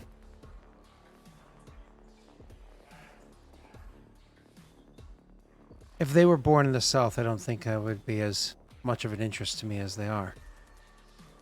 But, as it stands...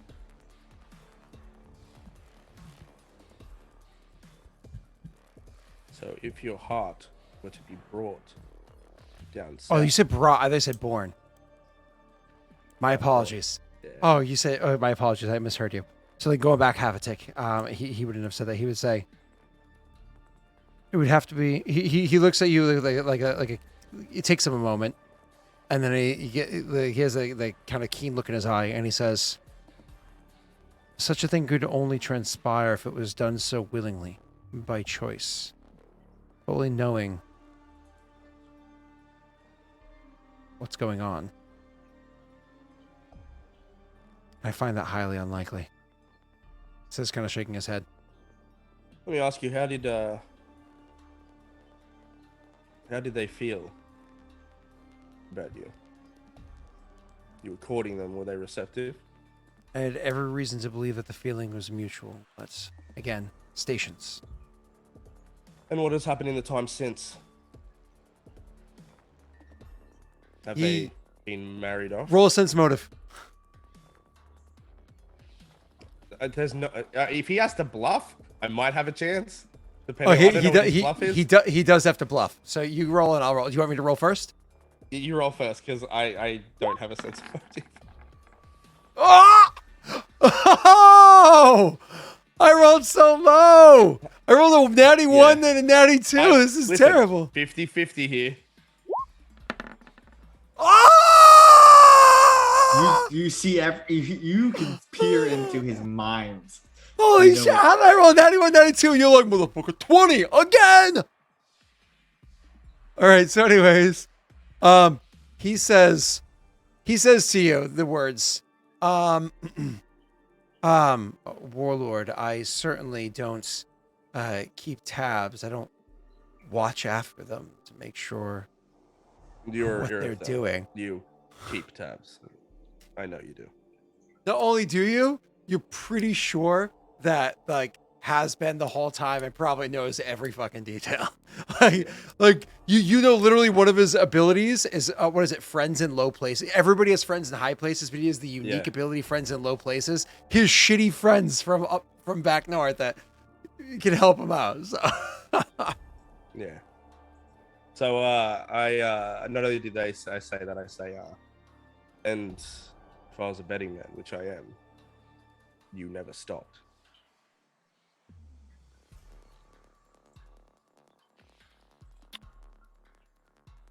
Apologies for my dishonesty, Warlord. It's a personal matter, but it's no excuse to omit truth from a direct question of a warlord. Yeah, I know exactly what the situation is. If I were to read the descriptions correctly, forlorn shortly after my departure and remained uncourted, or at least not very reciprocative of courting since.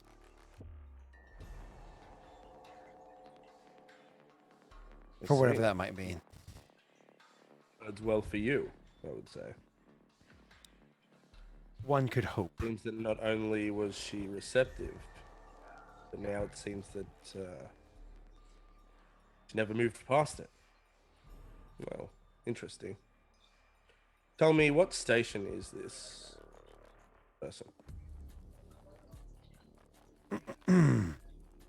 You say station. You mean appointed position?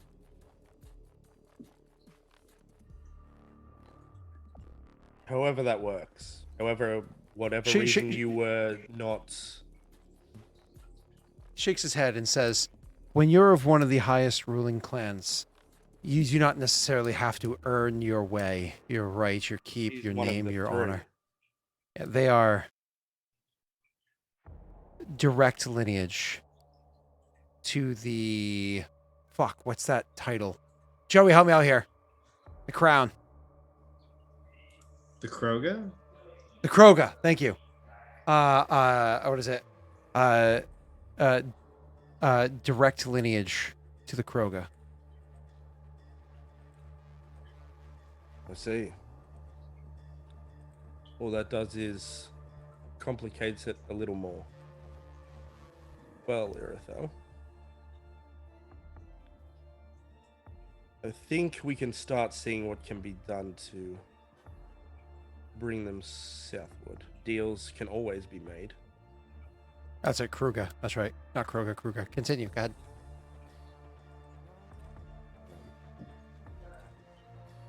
Deals can always be made for the right price, the right thing.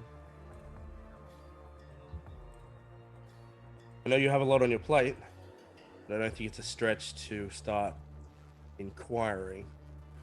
Irithel, do you have a piece of advice on your character thing? Let me have a look. Yeah, see if he still has one available.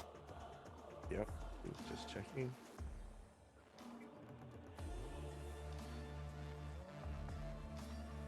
It's a piece of advice not used yet. Okay, so we will use that piece of advice right now, and I'm asking him everything you know of the north and the things that you know of the south. Is there anything that you can think of that might put us in the right direction to making your thoughts a reality? Whether it be, I don't know how station works up there, but what if you were chief of your own? Under me, of course. Thinks for a moment and says,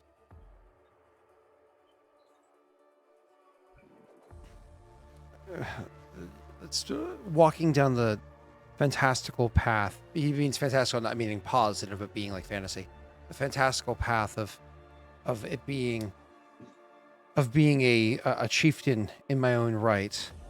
I would still be a chieftain of a southern clan, and likely a small one at that. As a matter of fact, being the chieftain, the warlord, I should say, the warlord of a small clan is less valuable in their eyes and stature to being an advisor to a middling clan. And even still, our clan is not incredibly great in size in a way that would be truly appreciated. I mean, truth be told, clans half our size could potentially beat us if we went to all-out war with them. Because our focuses have always been on infrastructure, with the constant desire to head south. We've never really worried about warriors. We've worried about how we're going to take care of these warriors, because the Astron Orc is long-lived, and so looks past the immediate benefits of winning a battle and more into how he's going to feed those that are going to join his clan. That being said, the only way we can truly catch the eye of a northern clan in a positive way is to be nearly double our size or significantly greater in power. Hell, if the three clans were to come together and call themselves one, that would be our armies are not great enough to withstand the blowback, but our size and our infrastructure would be strong enough to impress most others and even intimidate small ones from ever trying to push against us. I don't know. We would have to do something rather tremendous, and I would have to be a spearhead of it to gain that kind of honor. It's not something that you could just give to me. It has to be something that has to be honestly earned. Or they would have to be invited down here as a emissary of sorts for an event of interest. The likelihood of that particular person being sent down on behalf of the Kruga, or even the Kruga answering a summons, maybe. Densho is now a middling clan and you are the Ashen Orc, maybe. But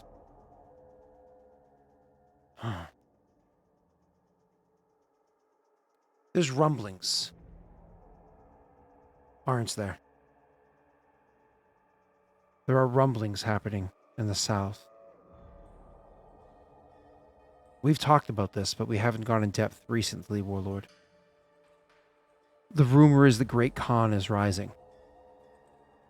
That the march of the next horde is going to be starting soon. If I were to give my honest opinion, it seems early. It seems whoever this person who believes themselves the Great Khan is jumping jumping ahead of the, the line here. But there's enough of a rumbling and enough force behind it.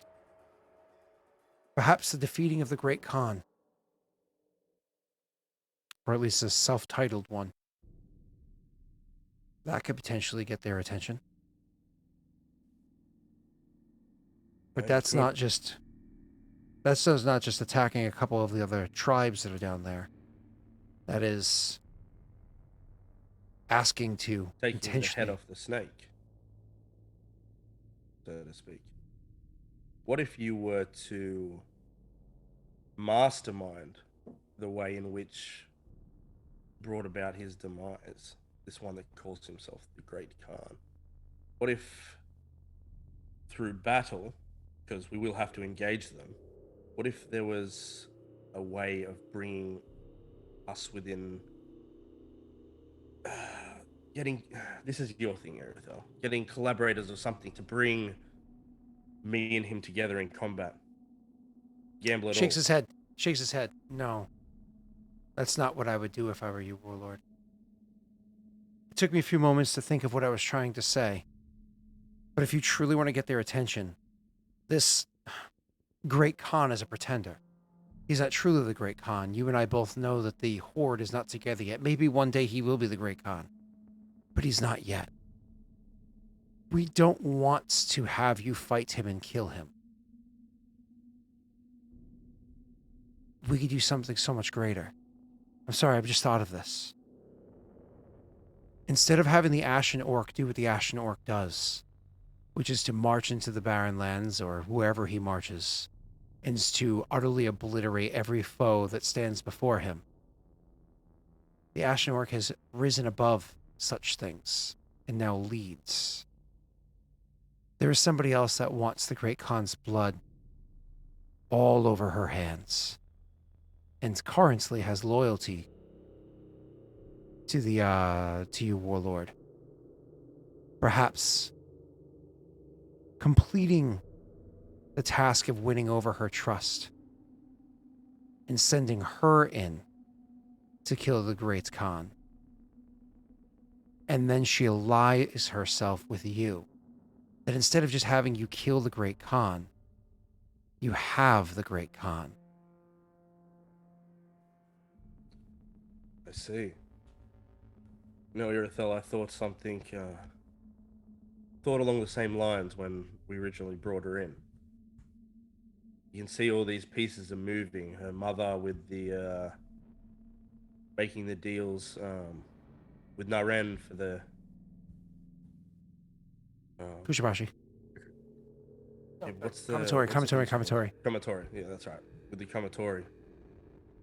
It seems that there is other forces in play that furthers our own agenda. But to capitalize on this, I agree. This is the better play.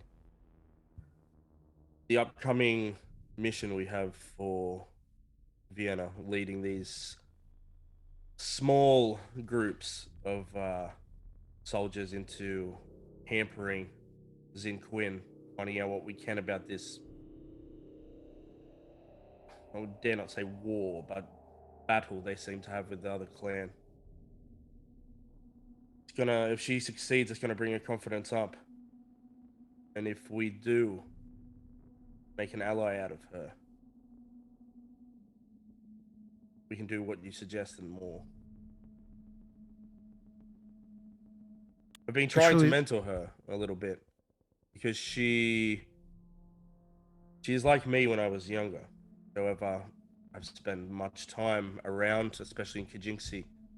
So to see her learn of this and form her own opinions, I was either even thinking of her, having her accompany Densho when we go back to the north. What are your thoughts on that?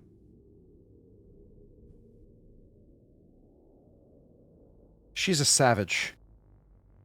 She speaks out of turn, raises her voice when a simple, calm approach would be fine. Still doesn't fully understands how utensils work. And truth be told, she doesn't bathe as often as she should. I think Sounds that like a Karak. she sounds like a pariah if brought to the north. Even the Ashen Orc knows to correctly bathe before heading north, and to occasionally use scented oils, if only to swoon his next notch. But it's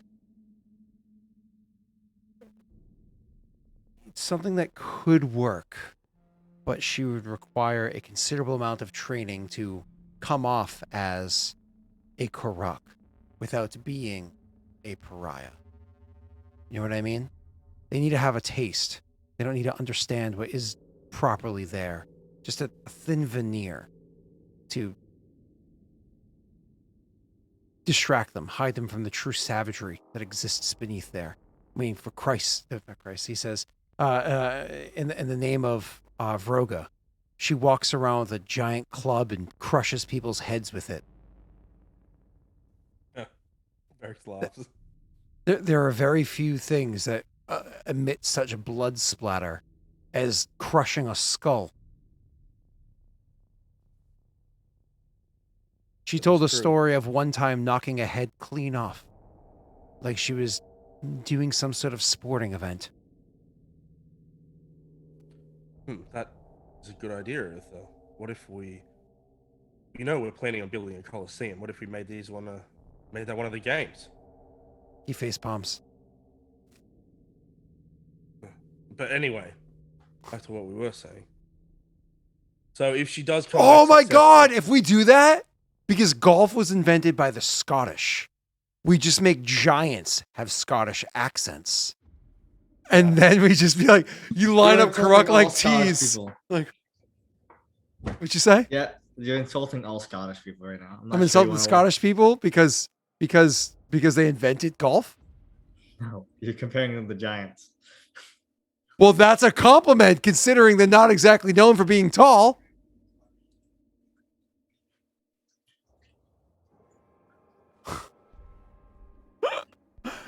Besides, I am a We're Scot. gonna go with that, Zalamo. Literally.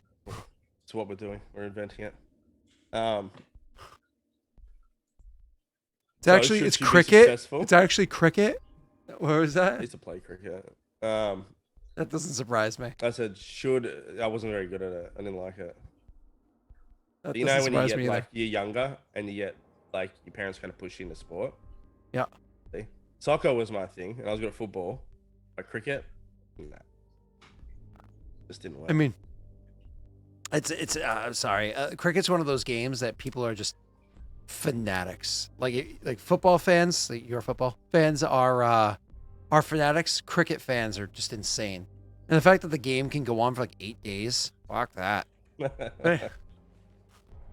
Anyways, Yeah. So, provided she is successful in her upcoming battles and whatever she brings back for us, we have a way forward. I ask many things of my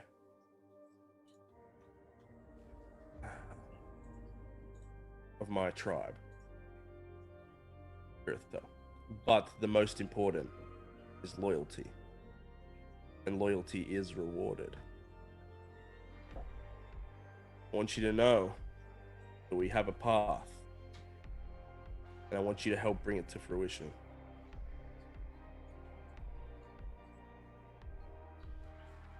with all due respect again, Warlord,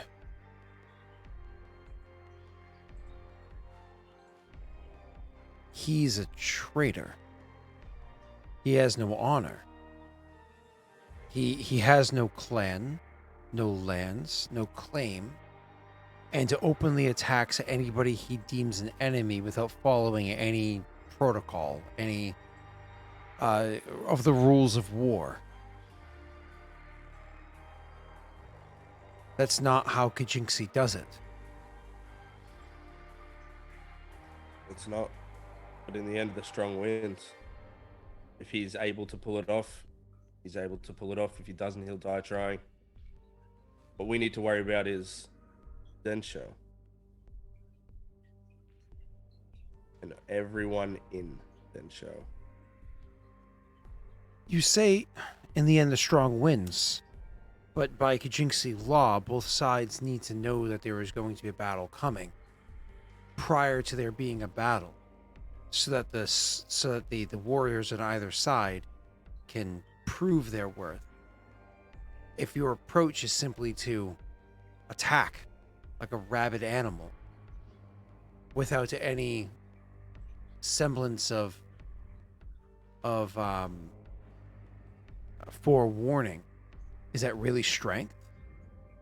Are we to Phil, compare how was him to a Kajinksi boar or a founded? snake? I'm aware of how it was founded, but that's not Kajinksi's way any longer.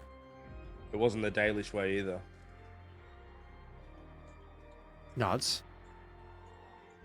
Kajinksi's not Daelish.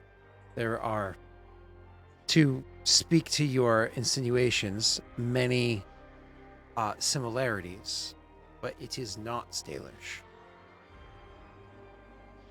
Well, it is also not our problem, Irithel, and I'll explain to you why. There are threats to the south. We are safeguarding Kajinksi. Now, this stays obviously between you and myself. But if anything happens and the call is put out, we answer the call. We keep Kajinksi safe. There are those entering from the barren lands that require our attention. As for them to not come at Kajinksi from a different angle. You understand what I'm saying? He nods slowly. We will not attack Kajinksi. We will defend it.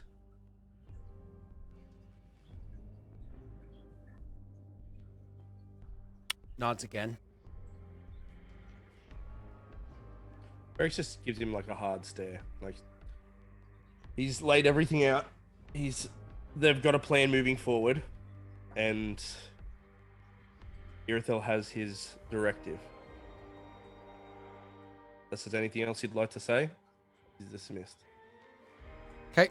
He thinks for a couple of moments, because obviously you don't just wave him away, right? You let him No. sit there and contemplate for moments. He thinks for a couple of moments, and then he says,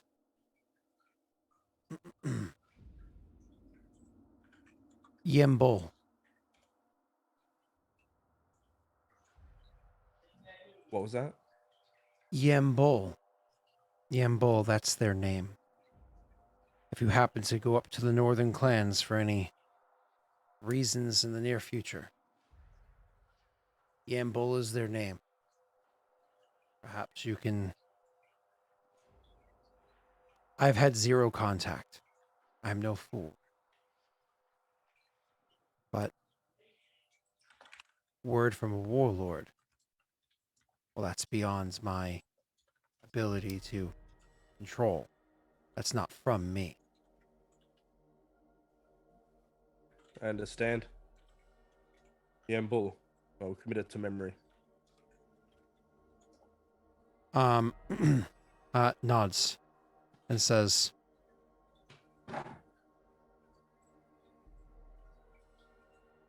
the laws of Kajinxi are ever shifting. This is something we've grown accustomed to, living here. You more so than me with your age. I suppose them changing again shouldn't be too strange. He deep breath and then a heavy sigh, and his shoulders kind of slump. Do I need to start trying to polish that veneer now? Or can I wait until after she's proven her worth? We'll wait. No use expending resources if she doesn't return. By resources, you mean my very limited patience. Which is funny to say coming from a spy master who clearly is very patient. He says, yes. Appreciated, Warlord. She can be very difficult. I find her rather amusing. Oh, you find her amusing. I think I need to walk in with a padded leather gauntlet. Like training an animal. Gracious laugh. I'll ask Kushibashi Tony for some advice next time I see him. In the meanwhile, thank you, Warlord. He just nods at him. You have work to do, though. You roll me a loyalty check. The reason why this matters is because you guys had a heart-to-heart, but there's still a chance. And that chance is a natty 1. Don't say that. It is. Stop it. Bad Scott. It's Royal Enforcer.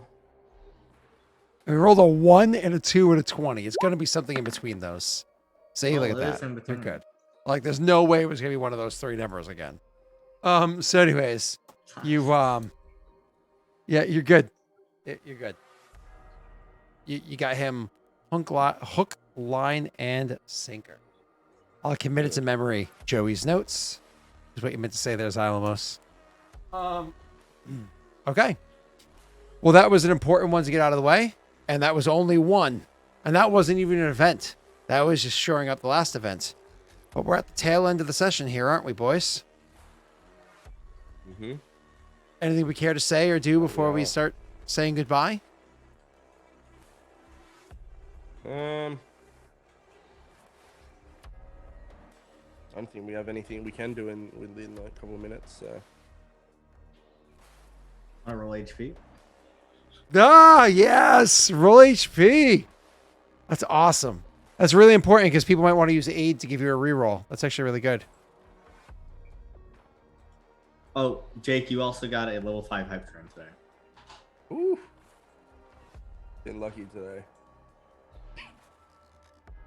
Rolls a natty 1 on HP. Rolls a natty 1 on HP. Rolls a natty 1 on HP. Rolls a natty 1 on HP. And then he gets a reroll and he rolls a 2. Oh, it's a 5. Somebody want to give Jake a reroll? He didn't even get average. It's He's okay. below average. Seven's good. No, I'm not. I think it's a D10, so that's average, right? No, you're below average. No. By that's 1. Fine. That's fine. Or 2. I'll take the 7. Thank you. Go ahead, roll for me, Tessel. Oh, cool. All right. No, I was just checking something. I'm turning off my iron stand because it's gonna fuck up. I hate that. Yeah, his stupidity wore off. It only lasted like an hour or something like that. It goes away pretty That's quickly. a pretty nice roll. That's a solid roll. Look at that roll. All right, anybody want to give Jake a reroll? Cell's good. Cell's good. He's solid with his 9. He's not going to roll better I'm than good. that. I'm good. Don't worry. No, I'm not asking you. Do any of you want to give Jake a reroll? Anybody here? With my con on, I have over 100 HP. The odds are in his favor. The odds are in his favor. What's your HP, Sal? With my con iron still on, I have 105. But you're going to switch it back to Smart Boy. I use it because of how it works. I can basically turn it on con whenever I need con. So it's not that big of a problem. I just can't switch it to int as fast. Steve, are you slowly building up towards what the fuck's it called? End scene. End scene. That's right. You give it to the player and they do the whole scene. The story behind where the phrase "end scene" comes from for me. Now we all know the phrase "end scene." It's been around for fucking like 100 years, right? Or if not longer. Like it's an old phrase. We all get that. But for me, in my formative years, before I ever joined things like drama and whatnot, my older brother had this friend. I'll remember his name, but had this friend, and he ended up going homeless. And like my mom always does, she invited for him to come live at our house for a while. She thought that he was a closer friend with my brother than he was. My brother was like, "Mom, I've hung out with him 3 times ever. I don't know that kid. Like, I don't know anything about him." And she was like, "Oh, well, I already invited him, so he's going to live with us for a while." Anyways, he eventually had to get kicked out because he was weird as fuck in like not safe ways. Like, remember, Eric is 7 years younger than me, and this is before I got in high school. So I was like, I don't know, 14, and Eric was like 7. It was like, we can't have this person around Eric. It is not okay. Anyways, he was telling a story about he had recently watched I think it was like a History of the World is an old like comedy. Correct me if I'm wrong, History of the World is an old 2-part comedy that showed like more or less like a whole bunch of like shit that happened over does this not sound familiar to anybody? No? Nothing? Okay. No. Either way. So he was talking about watching it, and then he was talking about like Moses or whatever, and he was talking about like Jesus and like these funny parts, and he's like, no, what they should do is they should make this he's like, they should just make this wonderful religious porn. And the way it is like Jesus will be standing up on the hill with his robes on. And when everybody's there and he's doing the miracle of the fish, he instead says, I understand there's so many people and there's not that much food to go around. You only have 1 fish and 1 piece of bread. Well, fear not, everybody. Tonight you will all dine on sausage. And he like drops his robes and then it cuts to a huge orgy happening. And he's like, and scene. And like that story, like him telling this thing and how he did it, how dramatic it was and everything, like I can still visualize it. And it's been in my head since I was like 14 years old. Anyways, so end scene for me will always be that. Now that you know, if you ever use one, that means you're dining on sausage. No, it doesn't. Oh, God, he was a weird person. But anyways, Yeah, so someone remember to clip that for when Cell one day gets and scene, and then he just stands up. It takes place. It's him on top of the hill with his arms out. No. Oh, Tesla is like the messiah of his people, right? So, I mean, I literally kind of am. I made it slightly Jesus-y because I did like come back to life a couple days later. Yep. I didn't die from a cave. From a cave. From a cave. Yeah. I did have some inspiration for that when I was reading the backstory. I'm not gonna lie. It's also why I'm a good character. He wrote the story sometime around April. He was just feeling in the mood for it. So, anyways, oh God, I think his name. I have to remember the guy's name. I can't think of it right now. But I'll think of it eventually. Anyways, Cell, Jake, anything you want to say before we bounce out of here? No. Inclamail this week? Yeah, Inclame is on. I have no meetings or anything in the morning. Let me just actually open up my other browser to confirm that. I'm excited for my feat. It's a good one. It's gonna be me. wait to I search have a that. meeting that day at exactly 11 o'clock. So that means we just have to make sure we bounce at 10 of 11. And we're good to go. Okay, All right. sound good? Yeah. Good Sounds luck, good. boys. Exactly 11 o'clock. And then that night, I don't know what we're doing for Star Wars because, like I said, Rena's taking a couple weeks off. She's doing some stuff at home or whatever. And Messi was already plans to be gone this week from Star Wars. That was something he told me about weeks ago. So I'm not sure what I'm doing for Star Wars this week. I'm still trying to figure that one out. But anyways, all right, cool. Well, I guess that's that. That's everything.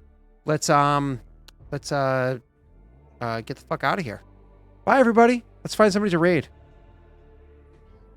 Thanks for the Find luck and somebody the to winnies, raid. guys. Appreciate it. Oh, Luna. Luna's raiding. Let's go raid Luna. Woo! Bye-bye.